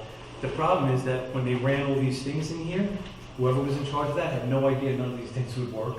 When we put the sprinkler system in, nobody ever looked in to make sure that that pipe that was put across the driveway was installed. It's on the plans, it clearly shows it, but it wasn't put in there. So I'm just saying, even the HVAC unit, I don't know how many tons they are, but we do that for a living, it's the commercial stuff. I'm just wondering, like, if we're getting somebody in that's not their field, I understand it's just saying yes or no to certain things. That's Troy's. That's why we have Troy, the architect. Mhm. That's his So job. what would John be doing? What would we specifically be doing? Buffering, for lack of a better word, from 8 different people trying to tell Troy what to do, or circumventing Troy and going to the contractor and say, hey, you're not doing that right. It's not our job to tell the contractor what to do. It's Troy Lutman as the architect. But we do need to hold the contractors, any contractor, accountable for what they're contracting to do. Right. So when the plan is presented, I think that's us as the council needs to, if we've got questions, we should be asking them throughout the project. Has this been done? Has this been done? Now, let's say something was missed somehow, and the guy comes and says, no, I asked that guy John, and he said, don't worry about that, or just put it over there, but it's not right. What accountability is there? John won't be going to the contractor. John will be going to Troy and Troy only. If John is, if he I'm says, not just, I'm not against John personally to do it. No, I just want to John- find out what exactly is that, I applaud him for all the time he's putting into it. Honestly, I can't. if John sees something But- being done wrong, he's not going to go to the contractor and say, you're doing it wrong. He's going to put a call into Troy, let Troy do his job. Would it make, let me ask this question, would it make additional sense to say, and I don't know how we're gonna word it yet, I'm just running through my head, but John can be the point of contact. If John has a question, come to me. Yeah. I'm around typically. Yeah, I just would like to have And a that would, redundancy, Yeah. just so that, at least John can say, hey, I ran that by Brad, and Brad said, yeah. Then it's just more accountability. It's not just putting no pressure on him. So it's not against John personally, but if you want to do that, saying that any of those things would go to you also, questions, that's fine. I'm good with that. That's my only concern, is we've got a lot of moving parts. moving parts. But- No, it's good things. Just like he brings up the E&O insurance of, John's involved with park and making suggestions on the amount of chemicals that are going in there. We don't have to look back too far where we're looking at a professional company, a pond maintenance company, that were saying they didn't do their job or that wasn't managed right. I don't know how we do that other than maybe it's Cheryl's conduit of, hey, the questions come through and be funneled through, so. I'm personally not going out and micromanaging this. This is what these guys do. That's what we pay them for, but the same token, they need a point of contact for decisions at times, I'm more than willing to throw my name in that, if that helps. Again, John has more time than I do, but I can be available. If something I have to run down there, I can run down there. That's what I'm saying, so. That work? Well, what about the resolution to take ourselves out? How do you feel about that? Well, again, in this instance, it's because of the intimate knowledge he has already of the project. I think he's the choice. I think bidding it out to other people, to ask them to apply something that was started with that intent. In other words, the base and everything else was specifically built so that it could be certain sectioned out to put the So I guess my last question would be then, so the architectural, so let's say Troy Slutman handles that, and then the amphitheater itself still has to be bid out with 3 bids Yes. coming back. But they will have to meet those specific requirements that Mr. Lutman has laid out for that shelter. Mm-hmm. Absolutely. Okay. That clarifies that, because I did have an issue with presenting ourselves, but if Troy's designed it, and this helps just bring it all together, and then we are gonna get 3 bids on the actual structure. Absolutely. I just want the amphitheater built, to be honest with you. That's I the mean, goal. I want it in and done, and No, but you want to do it right, Yeah, and yeah.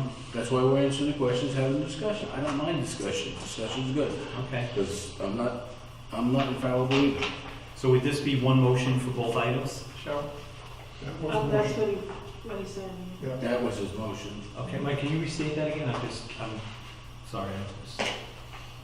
Cheryl, did you jot down what I had said the first Yeah, the time? motion was to approve the resolution exempting ourselves and the contract with Clear Lutton for $7,500.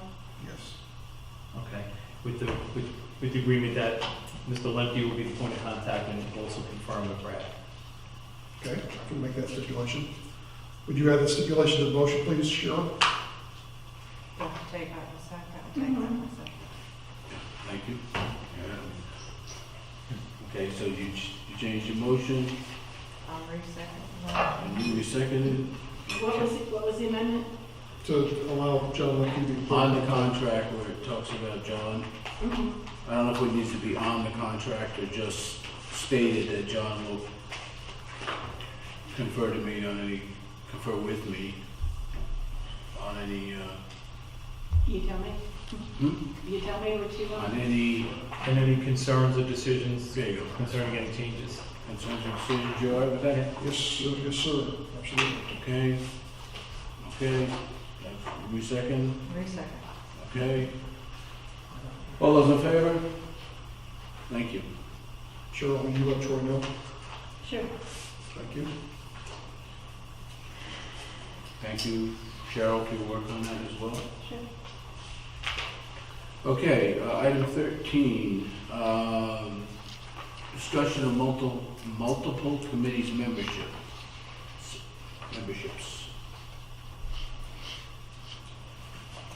Okay, I know we had this discussion somewhat at the last meeting, and I told Paul I was gonna put it on here.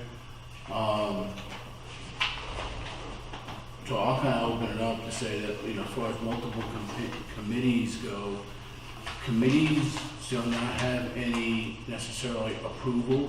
They don't have any, financial responsibilities. So, in my opinion at least, people being on multiple committees is not a problem. When you have council members that are then on committees or council members that are on another board, you're running into potentials where, let's say, and I'll take the example, Bill, if you don't mind, Bill being on the Board of Adjustment. If the town decides we're gonna subdivide this property so we can make the the back part of the lot, an official park, that would go before, the village would be the applicant and the Board of Adjustment would be the hearing committee, essentially. They would make the decision on that. And I've been in that position. But the point is, now that you're on council, you're making, it's not prohibited by law, but it doesn't, to me, it doesn't feel right. Well, I'm glad you said that, and I'll agree with it, because the Board of Adjustment is a completely separate entity from the council. Absolutely. And so the Board of Adjustment follows specific rules and regulations. Now, the other truth is, I don't think we had a Board of Adjustment meeting in 4 years. Correct. And so that's why I said, you know what, if that's gonna be any kind of contention, so I'm just wondering, what other committees is Deb on? I'm not sure. I'm not sure if you're on the planning board, what is it? Communications. And because people are always saying that Price Mill has the most people on committees, I made a list. So right now, the people with the most positions, Wesley Oaks has 5 positions filled by residents. Wesley Woods has 5 positions fulfilled by residents. Right now, Price Mill has 3. If Deb is reappointed to planning board, it would be 4. But Price Mill is not, Collier neighborhood has 3 positions. Silver Creek has 3 positions. I mean, Kendall Who's in one. Wesley Oaks? I'm curious, 'cause Wesley Oaks I know I'm there, is Bill, Michael Kennery, all right. Vincent Guerin, Karen Izzo, and Pat Buckley. Guess I didn't have to read it. So I'm really tired of Price Mill always being said. Well, I'm not against Deb for doing this. I just want to know, is she on another board? Yeah. You know, is she on any other board that we have this issue? But if she's on a committee for the communication, I don't know. I don't know who else in my neighborhood would be on David Boyce and his wife is now in communications. there. Oh. We're not even like, we're separate cul-de-sacs. There are also 4 no neighborhood people. Still. So it's quite a diverse representation. So there's more other than there are, you know. It's It's diverse. always being brought up, so I just thought I would do the numbers Thank you. so it'd be clear. All right. Any more discussion on that one? No, I'm trying to agree with Dave, I'm trying to hear about it. Any items eligible to be discussed, so I'm going to continue to say that. As long as it's not pointed, discussion is my point. So the 13B would be To reappoint Vince Guerin, okay, if that's the way to pronounce it, Guerin, anyway, and Deb Bledsoe to new 3-year terms on planning board. And I don't think you heard back from Michael yet, is that right? Because I think he's also due. He never replied. Hmm? He never replied. Okay, Is So- that a council appointment or mayor appointment? no, this is planning board, so that's why it was on the consent agenda, so it's a motion and motion second approval, the usuals. So the motion is to appoint Vince and Deb back to 3-year terms. Right. Okay, so I make a motion that we appoint Vince, Karen, and Deb Bledsoe to new 3-year terms on the planning board. Second. Okay. Any further discussion? All those in favor? Thank you. Item 14 is approve ordinance 2018-07 for the 2018-19 budget and fee schedule. So I will open, there were no public comments. I will open this up for a motion and then we'll have discussion. Motion to accept the proposed budget for 2018-2019 as posted. Second. Okay, motion and second. Is that Discussion. I'm sorry, does that motion need to include the fee schedule? Yeah. Okay, so, the motion will be Rescind fees. Rescind my motion. Second. motion to approve the 2018-2019 budget as proposed and 2018-2019 fee schedule, Is that the budget ordinance? budget ordinance, excuse me. Second. Thank you for correcting me, Cheryl. And second. Okay, further discussion. I spoke with Tim about this and I liked everything I saw, so I'm fine. Anybody else? All those in favor? Thank you. And I would like to compliment the council, to be quite honest, on the budget discussion this year. I thought there was some thoughtful comments. And I thought we did it fairly quickly, and thoughtfully, to be quite honest. So I'd really like to compliment everybody. I've been through some torturous ones. Okay, item number 15. Receive recommendation of hiring administrative assistant and make an offer. Cheryl, you want to go ahead and talk to this? Even though we were, oh, it says me, okay, I'll do it. As Cheryl said, the town receives about 16 responses and resumes. I had asked Cheryl to go through them and look at the 3 top candidates. She and I jointly interviewed the 3 top candidates. We did a fairly, good half-hour-long discussion of experience, capabilities, get a feel of, you know, even how they would somewhat interact with, what they've done in the past, interacting with citizens. And so Cheryl's, and her write-up here has we agreed, by the way, on the candidates, and I'll use the word ranking, maybe it's not a good one, but as far as top, second, et cetera. Tanya Goodson did work in the Weddington town, and did administrative assistant there. She worked for 10 years actually, so she has the background and a portion of the knowledge at least, and familiarity with things like statutes, et cetera, et cetera. So I think she can hit the ground running, to be honest, and we spoke to them about the types of things that might be necessary. We budgeted, just so you know, about the recommended offer that's there for $16 an hour, and we're recommending that be the offer to her. Cheryl did make some calls around, I don't think that's in here, and a number of the towns around us were offering, had anything between 15 and 15.50, was it, and 17? Marshville was 15, Weddington was 16.50 going up to 17. Right. So we thought 16 was a reasonable start. What's the next start date estimate? We didn't offer a position yet, so we don't know. So Until we get approval. Yeah. So we budgeted for an average of 15 hours, but that means in a given week, they'll be doing 2 days, and then that's an average, so it won't be the same every week, but that's because they're gonna do an evening meeting, let's say with the planning board the Park and Rec Committee minutes and things like that, so we have a better, more consistent process in place for that. So she'll get 15 hours a week, so it could be sometime here and sometime at night there. Yeah, it might not be, this week might be 12 hours, Okay. next week might be 12, and then the night that she comes down and does the, So now, might be when- 15. if Cheryl goes on If vacation. Cheryl goes on vacation, she'll cover, yeah, we talked about all that with all three candidates.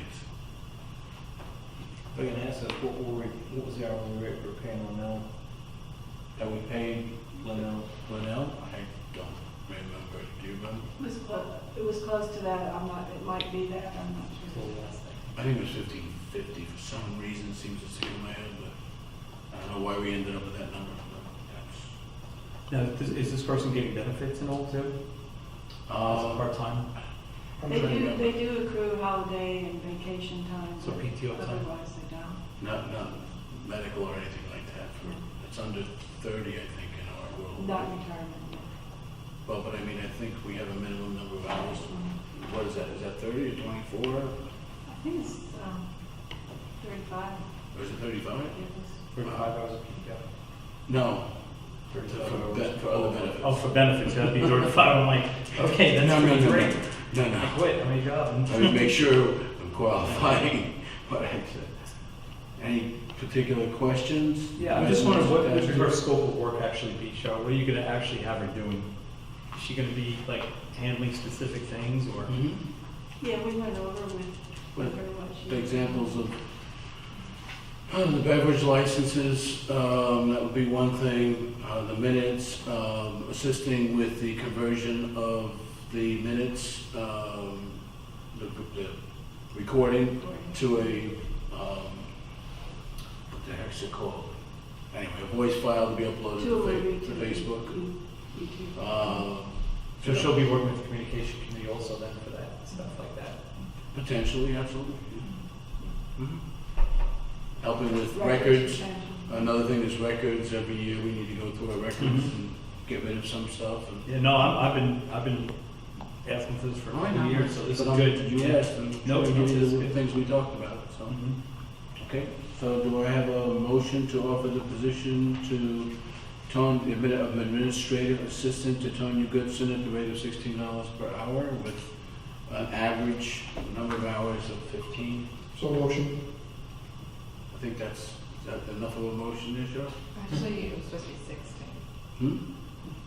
I think you said $16 for 15 hours. Okay, gotcha, I sorry. think.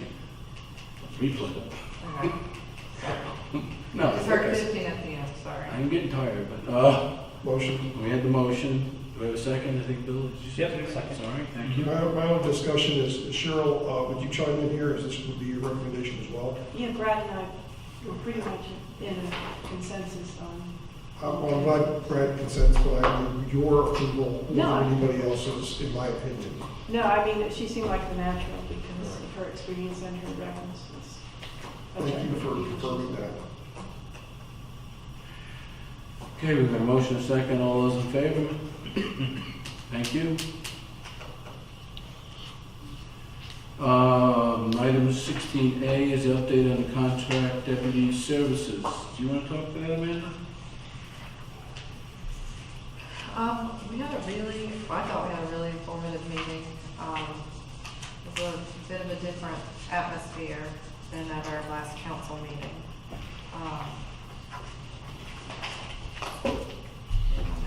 We had some really good ideas about a few things. Potentially, one that stood out was an alarm ordinance, and I did notice in the month of May, Brandon, there were 20 alarm checks that had, or 20 code calls for alarms that went off. Residential or business? It didn't say, Okay. it just said 20 alarm calls. And we had talked about an alarm ordinance, not so much to accrue money, but to not waste a deputy's time going out to check at these places. So this is related to false alarms? Okay.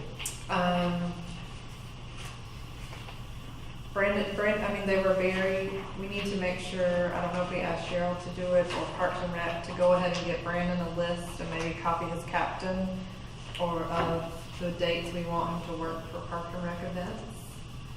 They were very nice and accommodating of him being there to work the events. He talked about a lot of reports that they have available on their website. Actually, something called a red, oh my goodness. There's You something- told me about it, I can't remember. It was heat, not red. Heat map. Heat map. Yeah. Heat map. We did talk about Brandon has a response time of 2 minutes less than any other county deputy. And that our Wesley Chapel response times are diminished when Brandon's off duty. No, it's longer. Brandon surpasses, a lot of others with his preventative measures, but, you know, it's hard to quantify preventative measures and what might be prevented by him being in certain places. Brandon's question for us is like, what reporting do we want every month? Like what is most valuable? Brad and I were both surprised to see, if you take one and pass it down, they did give us this report broken down by quarters, and that really, if you look at time of day and day of the month, he really is working a lot of the peak hours. We did ask him to, look, Friday nights were sometimes peak, and we did ask him to change his schedule to include some Friday nights, and he was agreeable to that. But Brad and I were both surprised at when our peak times seem to be. Mondays are really busy, like our weekdays are really busy. Saturday and Sunday are not very active. So this month's reports that Brandon sent, he just asked us to look at them and decide exactly what we want from him, what we want to know, and he will make sure we get the right amount of information. And he sent a report right before the meeting of a breakdown of calls by date of service and time of day, which was a pretty large report. Yeah, it was 3 o'clock this afternoon, I haven't had a chance to look. Right. I didn't get a chance either. Sorry, I followed up only today, But I mean, actually Sunday. they seemed very Yeah. agreeable to me, to like what we need to making sure that we have, so. Now, some of these calls, I think, are they all like larcenies, felony, or could these be traffic incidents also? Summer traffic. Yeah. So here's my thing, and like I said, not trying to get rid of Brandon, but I wanted to have a discussion about what we can do to better it. Right. I know that part of it was he lives a distance away, and we pay for that travel time to get here. So I know there was some discussion about maybe asking for a deputy that lives in Indian Trail, and then we have that, we're not losing 2 hours a day, whatever. Then the discussion about what hours he'd be working. Now, I love Brandon, but I know there was a lot of times we asked him to work park events, whatever, and he's like, oh, I'm busy, I can't do it, whatever. And that's why the discussion is good, because now if he's more amicable to it, that would be saving Park and Rec Committee money, our money, having him there, because we're already contracted with him And we know those dates typically in like advance. February. I, So we need to give him those dates, as well as Captain Thomas, those dates way in advance. He's the sort of Coordinator, his schedule. coordinator thing. I would like to add to that, when Brandon does work events at the park, where I don't want to see him is crossing people across Wellington Road. Where I want to see him is in the park, face to face with the people, saying, I'm the guy that protects you while you sleep. I don't need him out there directing traffic. I want him in the park and doing that kind of, the last event we had, Brandon showed up. But one, we had to pay him extra, and two, he was directing traffic. I don't need him there. We didn't need 3 deputies to cross people. They were all talking, hanging out.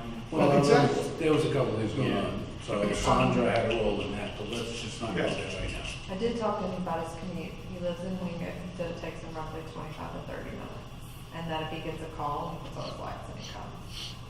But it's still a pretty quick response time. So typically, I'm just gonna say he works an 8-hour day. We pay him for 8, he works 7 because there's a half an hour back and forth from his house. Is that your issue? Yeah, that, well, I was just wondering how many hours a week in a month. And the other thing is the Target. I mean, he told me that if he goes to get somebody for taking the $20 thing at Target, he's gone for 3.5 hours. And what they basically said is actually calling him less often.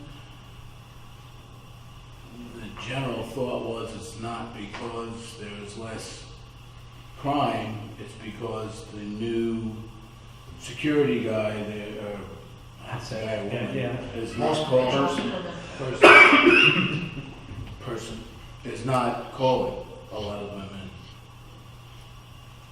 That's not my choice, that's their choice. Just So- beating him up in the back and letting him go. So, all right, no comment. I've seen people walk out, set the alarm off, and, you know, they just They keep on look up. Yeah. I mean, they had to look up sometimes, so, I thought it was a good meeting to Amanda's comments. I think we've raised some awareness, may have needed to be raised in terms of, you know, our needs as a village. I think on the And reports. we need to look at this other report we Yeah, just got. as far as the format in which he gives information to us, as a politician, I don't care about every business check or barking dog or anything like that. What I want to know are about the reports that where his response time is critical, whether it's a home invasion, whether it's a traffic accident, or something big where how fast he got there is critical. And I think that might be in what he sent us today, but I haven't gone through it. Well, the only point I'm going to make is back to Amanda's point at the beginning about these alarms. You don't know if it's a false alarm, so you have to respond. Yeah, So, but I think Brandon would say that there was 1 or 2 houses in the Wesley Chapel area that there's constantly false alarms. And which that is what the ordinance the would ordinance. fight. Like, look, you get more than 3 a month. but you can't ignore it. You still can't ignore it. Well, I know you can't ignore it, but if you get more than, let's say, 3 a month, and I gotta come to your house and there's nothing wrong. No, then There's gonna be some repercussions. maybe a fine or something. So, Yeah. And he did talk about, or in certain municipalities, community pool areas or places like that would have repeated violations. And like one time, I think it was in Indian Trail, they ended going up like 300 times a year or something to check that alarm. It was something crazy. Well, It was some crazy number. I don't remember. Yeah, that one. So do we have any input on the hours that he works or scheduling? Can we do anything with that, or is that all strictly on the captain? Well, we can, but they feel they're positioning it based on that They're seeing. information, but we also got this new report. So I think we need to look at that new report and make a better call on whether or not that, you know, we're getting that right coverage. Because if you look at the report that we just handed out, Monday is actually one of the busier days, and I would have bet money it wouldn't be. So, I don't let's think go we're, I on. don't think we're in a knowledgeable position to Exactly. dictate a schedule other than, we've already approved the park events, and that's been done 3 months ago, whatever, Right. so, I mean, that's what they're in the business of doing, is being professional law enforcement officers. Could we ask Cheryl to go ahead and email the park dates and maybe a disclaimer that we really want him in the park? Not, Yeah. when he's at the park, When we it do comes not. to the events, we want him patrolling in the park. We have a bike in here for me, to ride around the park and bike. I'd like to see every day when Brandon's working and it's a decent weather, that he goes out, jumps on his bike, makes a trip through the park, even if it's just for 15 minutes. Let people know that there's gonna be somebody in that park with badge on, driving through there every day. Again, do we want, I don't know if I want him there every day, but we, you know, as necessary. If we think there's problems, then absolutely, he needs to be visible.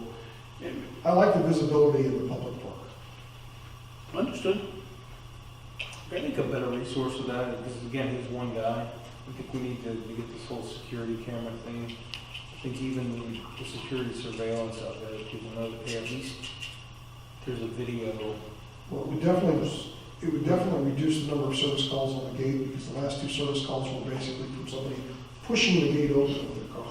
I'm actually gonna bring that up, Paul. I'm gonna have that on the agenda. Yeah. And that's what I was gonna say, I'd love to see the information, because I know you gathered. So let's- Cheryl was good, came up with that. Okay. I thought we all had that done with, who was it, the Sonatrol guys that were It was, here? yeah, it just at the very last minute, the mayor, you know, he just didn't bring it up to pull the trigger on it, so. Not right, Let's get it back on the agenda. Blame it on the mayor, you know, it's a knucklehead. that's not the mayor. He's the Oh. thing. It does move. You too thick, kid. You got hair. Okay, so if we move Next. on. Okay, 16B is an update on the de-annexation bill. That's Senate Bill 802. Just to let you know, that was, I think everybody may have, well, we talked about it Friday. Senator Tucker called me today about, I'll say 1:30, 1:45, to let me know that that bill will be brought to a vote tomorrow by 1 o'clock, roughly. By 1 o'clock or before 1 o'clock, or You never know exactly, but yeah, The somewhere in reason- that neighborhood. the reason I asked that is because I was, well, let me let you go ahead and finish reporting. So, you know, he continues to say it's the 42.99 acres that Mr. Byram owns. The one thing that I thought was, well, second thing I thought was interesting at least, is that he does not expect anything to be done in terms of the solar farm for perhaps 2 to 3 years. So obviously the curious question is, then what's the rush? I can't answer that question. He didn't answer the question. Apparently they also are trying to get some funds for the intersection there, but again, a solar farm has almost no impact on traffic and or schools. So, but that's pretty much the update that I'm aware of. Just so I'd let you know, the resolution was emailed by Cheryl today to everyone. Everyone's wrong word. Finance Committee, we also sent out to the Sunshine List, I think, and that's pretty much it. I sent it to Weddington. I'm waiting. So, yes, sir? So the reason I asked about the time, that it would be before 1 o'clock, at 1 o'clock, I would have no problems jumping in the car and driving to Raleigh tomorrow to state our case, but I don't want to do anything that, because as a council member, I don't want to be perceived as speaking for the council unless I talk to the council. Well, we I'm passed not the going to go and talk to the resolution. resident, but, well, I know we've passed the No, but I resolution. mean, if you spoke to the resolution, then that would be one thing, because that is the will of the council at that point. Well, Erin did say that they're meeting at 1, but if somebody was gonna go, she'd recommend they go earlier and try to speak with people before. Actually, I have a full day tomorrow, but I can rearrange my schedule and blow off some of this stuff and go if you think it would be. I guess the question is, would it be productive? And that's where I'd like to open that discussion. Does anybody see any advantage to doing it, plain and simple? Besides the resolution? Because I know that when we've had email floods and call floods about things in the past, it almost gets to the point where anything that has something to do about a specific thing, you just, yeah, they're all going to be negative, so I'll just delete them all and I won't read them. Would there be an advantage to go before the vote and talk to these people one-on-one? Even if, I guess the question is, do we even get public comments? She said that they normally would allow an elected official a few minutes to speak. Okay. Anybody else interested?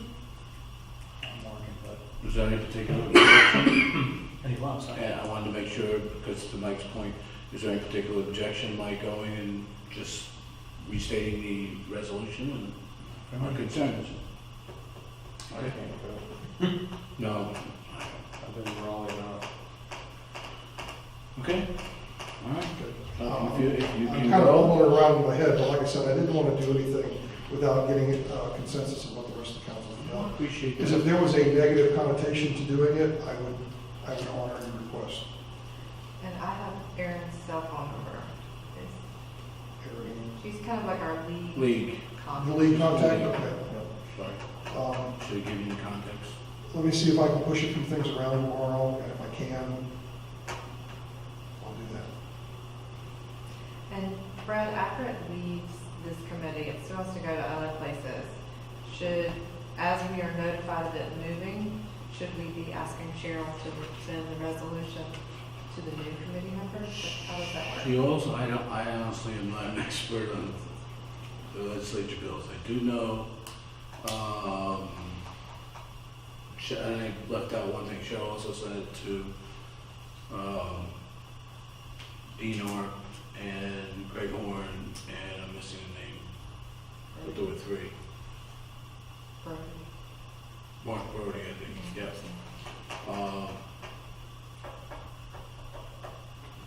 I don't know if you have any further insight, I know you knew a little bit more. I thought it's actually going to be done tomorrow. I thought it goes through finance and it's finished.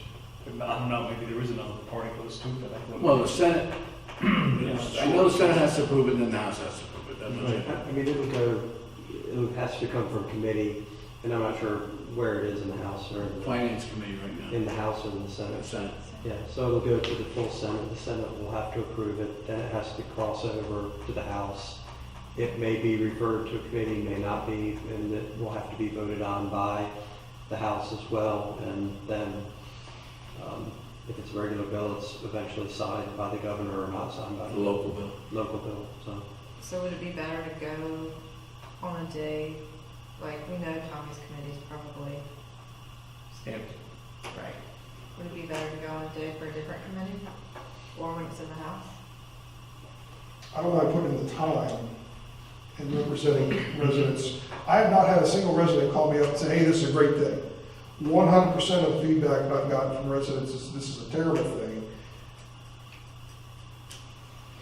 Me as well. So, understood. I don't think there's, I always say, well, it's easier to stop something before it gets rolling. That's why I would like to go tomorrow. And my comments would be just that you can't use de-annexation as a zoning tool, and, the fact that this guy's not gonna do anything with his property for 2 to 3 years, there's absolutely no reason to rush this through. It seems more like a parting gift from the senator than trying to move Wesley Chapel forward. And, well, I know you couldn't make Friday, but the count, the four of us agreed that we would have no particular issue with starting to work on a text amendment for our solar farms. So, there was no disagreement that that was a bad use for the community. Well, I think we get to that, and I think conversationally, I think we can get into areas of, as I've heard it being told, confiscation of property by zoning and ordinification or codification. So the whole thing here is, I think we need to figure out how we proactively, like you said, it's hard to stop the ball after it's rolling. I think the ball's already got full of that steam, and getting in front of that pretty challenging in some ways. I mean, we look at, you know, a recent example, we had that de-annexation conversation come up, didn't go through, but we end up with Epcot over across from Cuthbertson. Higher density. I don't think anybody would argue that that's a bad feature in the community.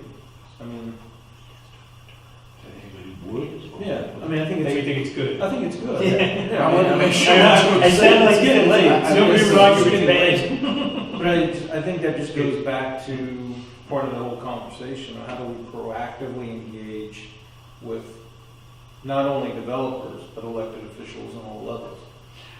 Well, I think it, and I'll be honest, I think part of it comes with getting better engaged with our residents, but, you know, also recognizing, and I said this Friday, recognizing that the rules that were established by many of the same people that are now looking for the rules to change. And that's where I kind of have my disagreements. Is there some flexibility in places? Yes.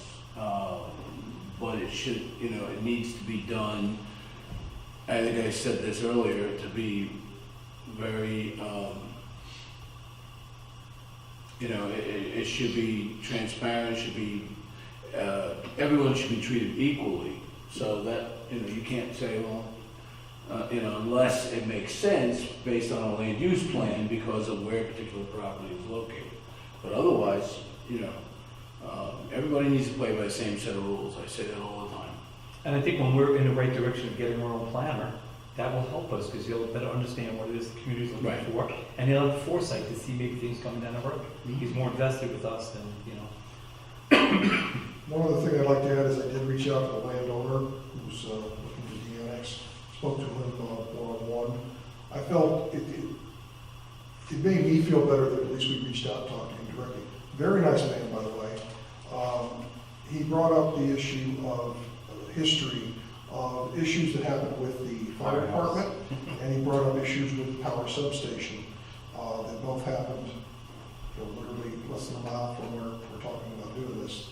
So he is just twice bitten, very shy of counsel, very not trusting of counsel, but we did speak. Again, a very nice man. He just has a different way of seeing it, and at least we can say, at least I can say I reached out to him. It makes me feel better that I did that. So couldn't change his mind. Thank you for doing that. Appreciate it. Wanna move on? Is that okay? All right. Next item is to consider accepting free wood chips to be donated at the park. Yeah, I put this on here only because it seems like a courtesy more than anything else.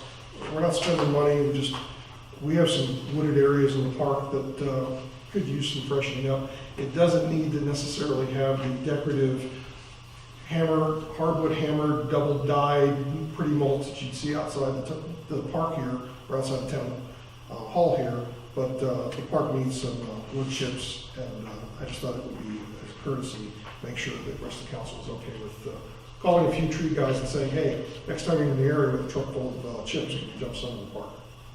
So Mike, I actually saw that, and I just happened to be a guy at Ashland that did a big orange chalkboard.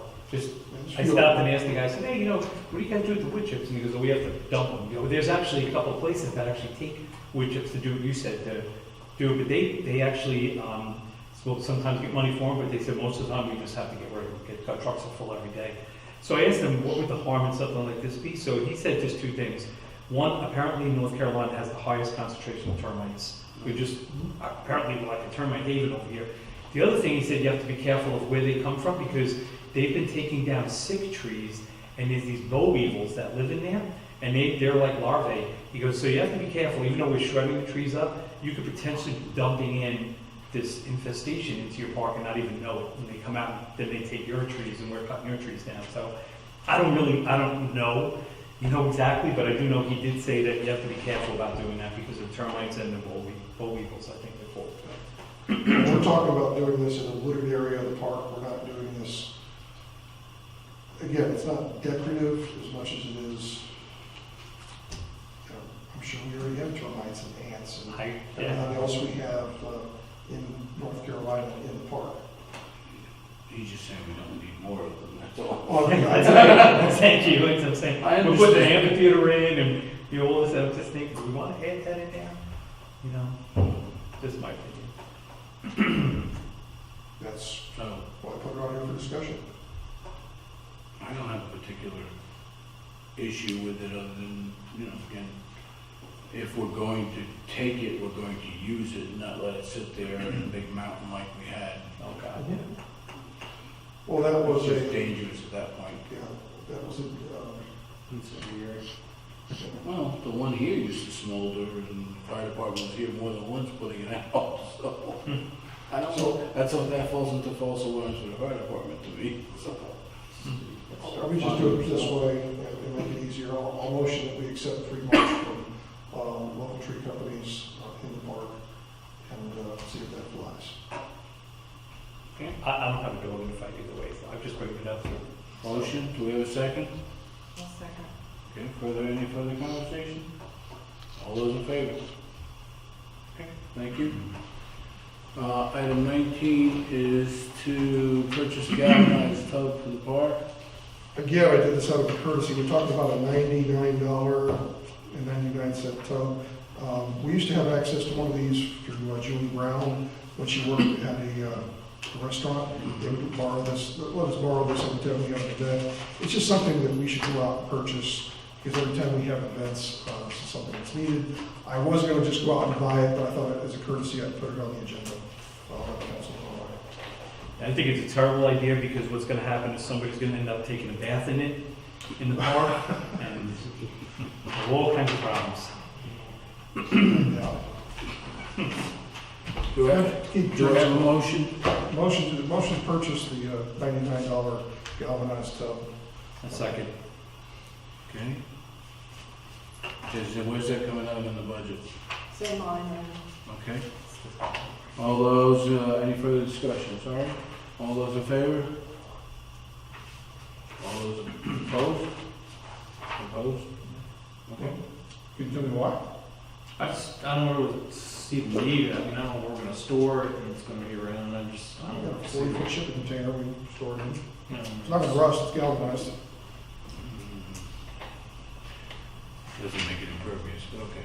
So, It makes it last longer. Absolutely. Where are we?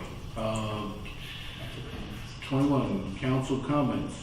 oh, I'm sorry, before we go Oh, to no, council sorry, comments, the RFQ that you talked about earlier. before we go to council comments, yes, sir. There was something that Pat brought up, Pat talked not about. Pat, Pam Pam. brought up when she discussed Parks and Rec, and that was the RFQ for the sound system. We have all the specs, Cheryl has all the specs for the sound system, but Parks and Rec would like us to go ahead and put that up for bid, but she can't do that without council saying yes. Keeping in mind, we're not spending money, we're just putting it up for bid so that they will, so Cheryl can collect bids and bring the bids to us to review. I thought we already did that. Well, I thought we did too, but apparently What not. happened was John gave me a list of items he wants, and he asked me to call and get quotes, and I was a little preoccupied with It's been several busy. other things going on, so I Got kind a of, lot going on.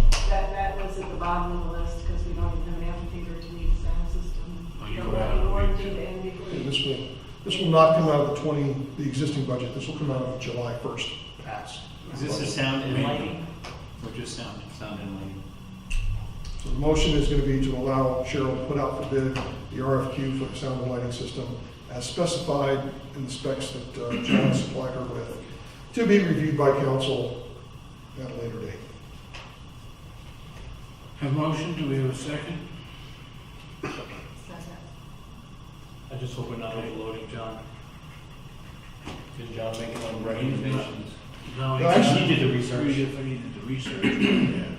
Lots of research went into that. He talked to the sound engineer at Southport Church. He talked to the person that does the events at Waxhaw. He talked to some sound and lighting guys. He literally talked to probably half a dozen professionals to get his list of Well, I think a couple of them, as he explained in the meeting, he actually had them send a list of things, and he said, you know, one was way up here, one was, you know, so he brought it down to what he felt was more reasonable. I'm not a sound engineer, he's not a sound engineer, but he, you know, has, Give me sound decisions. Boo, we can, boo. but I think we can look at it, and by putting it in an RFQ to see what kind of estimates we get, we'll at least have hopefully a couple of bids that we can compare. Anything else? No, we All don't those have in to favor? favor. Okay, thank you. I just, we could make the motion in council comments, so we had to Right. get that in there before their, Council comments, and I'm sorry, I forgot, that's my fault. Council comments, which end do we want to start? Mike, go ahead. two things. One, every time we had an event, we store all the tables here at the town hall. I'm constantly going back and forth every time we have an event. I'm starting to get, my neck and my shoulders get a little weird because those are 8-foot tables and they're really heavy. I would like to just let the council know that next time we have an event, I take them over there. We have a storage container over there. I'm gonna leave them over there because 9 times out of 10 when we need them, it's at the park. So, unless somebody objects to that. And the only other thing I have, The only thing was the other day when we had a meeting. yeah, there's still tables here. They did need the tables. Yeah. And that won't, I'm not taking all the tables. I'm just taking the 8-footers and leaving, I can leave even half of them here. But I just want to take some over there so I'm not constantly going back and forth every time we have an event. If anybody objects, just let me know offline. Last thing I've got here specifically is just a general statement. We sit up here because the residents of Wesley Chapel elected us to sit up here. We sit up here to represent the people who sit out there. And when 99 out of 100 people say they want something or they don't want something, I don't think it is fair to the residents who elected us to say, I know your feelings on this issue, I'm going to ignore your feelings on this issue, and I'm going to do what I want. That is not the job. The job is to represent the people of Wesley Chapel, and I will always try to keep that in mind when I'm making decisions up here. And I would hope that whether it's Tommy Tucker or my fellow council members will do the same. That's why we're here. And I'm done. Paul? I'll be careful and guarded when I say whatever. I don't want to take homage to what he may be saying, that, and I'll take it personally if it's deflected, like I've been making decisions that haven't been made Yeah. in the best interest. This isn't the easiest job in the world. I think we need to find a better way to get a better census, a better survey done that's updated. It's more representative of the overall holistic community of, I mean, even in looking at the park, I mean, looking at the budget of what we're spending down there, right, potentially spending, I'll back that up. I mean, what is it, over $150,000+ Last potentially? year it was 161. So, It's actually gone down. but that's a lot, given, you know, the total number of people that really use the park. And I know if we put the amphitheater in, those numbers get bigger. But again, I take this job seriously. I try to listen. I bring in a lot of other experiential and knowledge from being on Carpo or COG or whatever else, and you see how some of these other conversations lace in with the community, where it's not just myopically Wesley Chapel. Because believe me, that's one of the reasons I did this job, or not did this, put my name out there to be elected. I want to try and figure out why Wesley Chapel continues to have a bad rap, horribly inefficient to deal with. It's just very difficult. And you don't have to look any further than Ashton Properties, that I've yet to see the petition to finish the Target shopping center. But yet now Ashton's got a development sign down the road at Martin Luther King Boulevard. So tell me how that's a more attractive opportunity than what we have. And we've got a really great community. The income base is great. I think that could be one of the crowning jewels of Western Union County. And I'm trying to do my best. That's all I'll say. Thanks. Bill?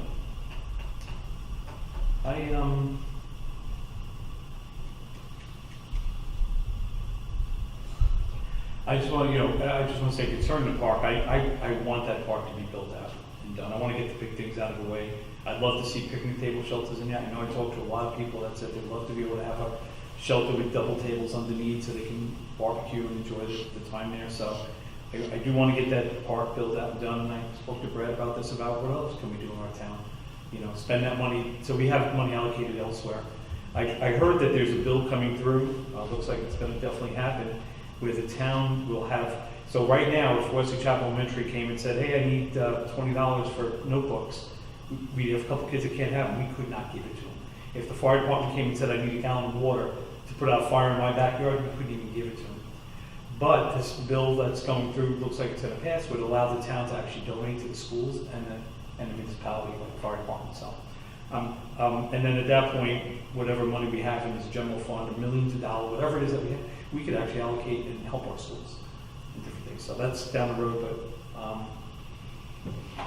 I just appreciate the opportunity to be up here. I know we're all different people. I will thank Amanda for not getting personal tonight, but just stating her facts of how she sees them.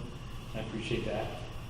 So I'm just here to work together. I think we're doing a good job, even if we have little things hanging around us. Hopefully they're all gone tonight now. We can just move on. I think we're doing good. Okay. Amanda?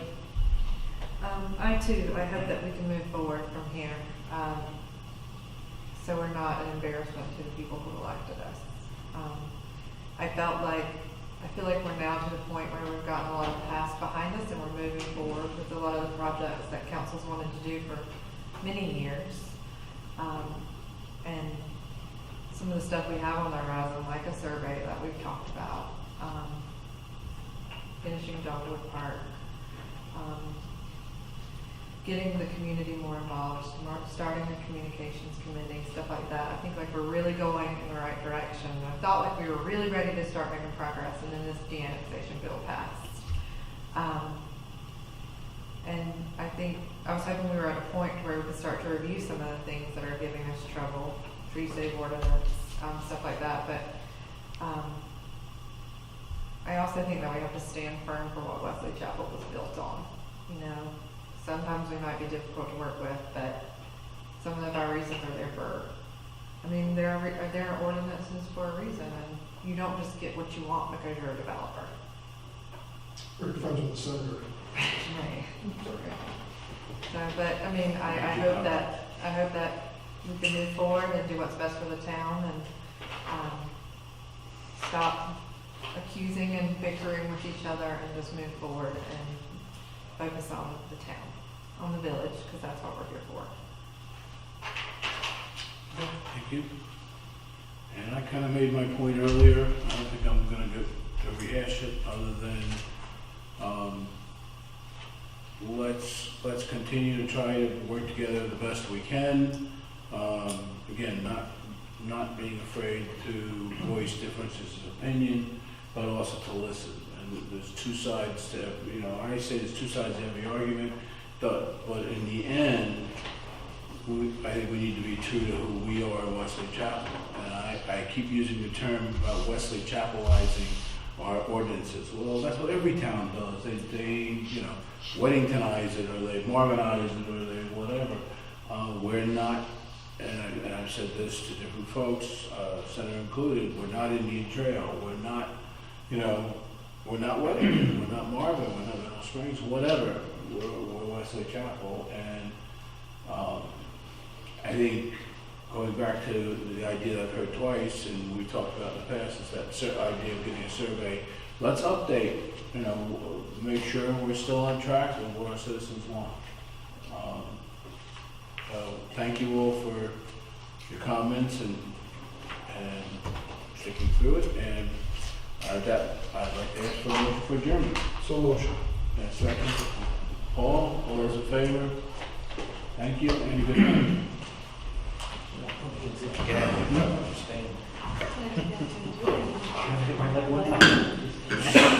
I don't want you being sliding over next to you, man. Get cattywampus in there, so don't worry. I keep saying, I'm coming down with some contact. I have to put the contact. So many big Oh, that's right.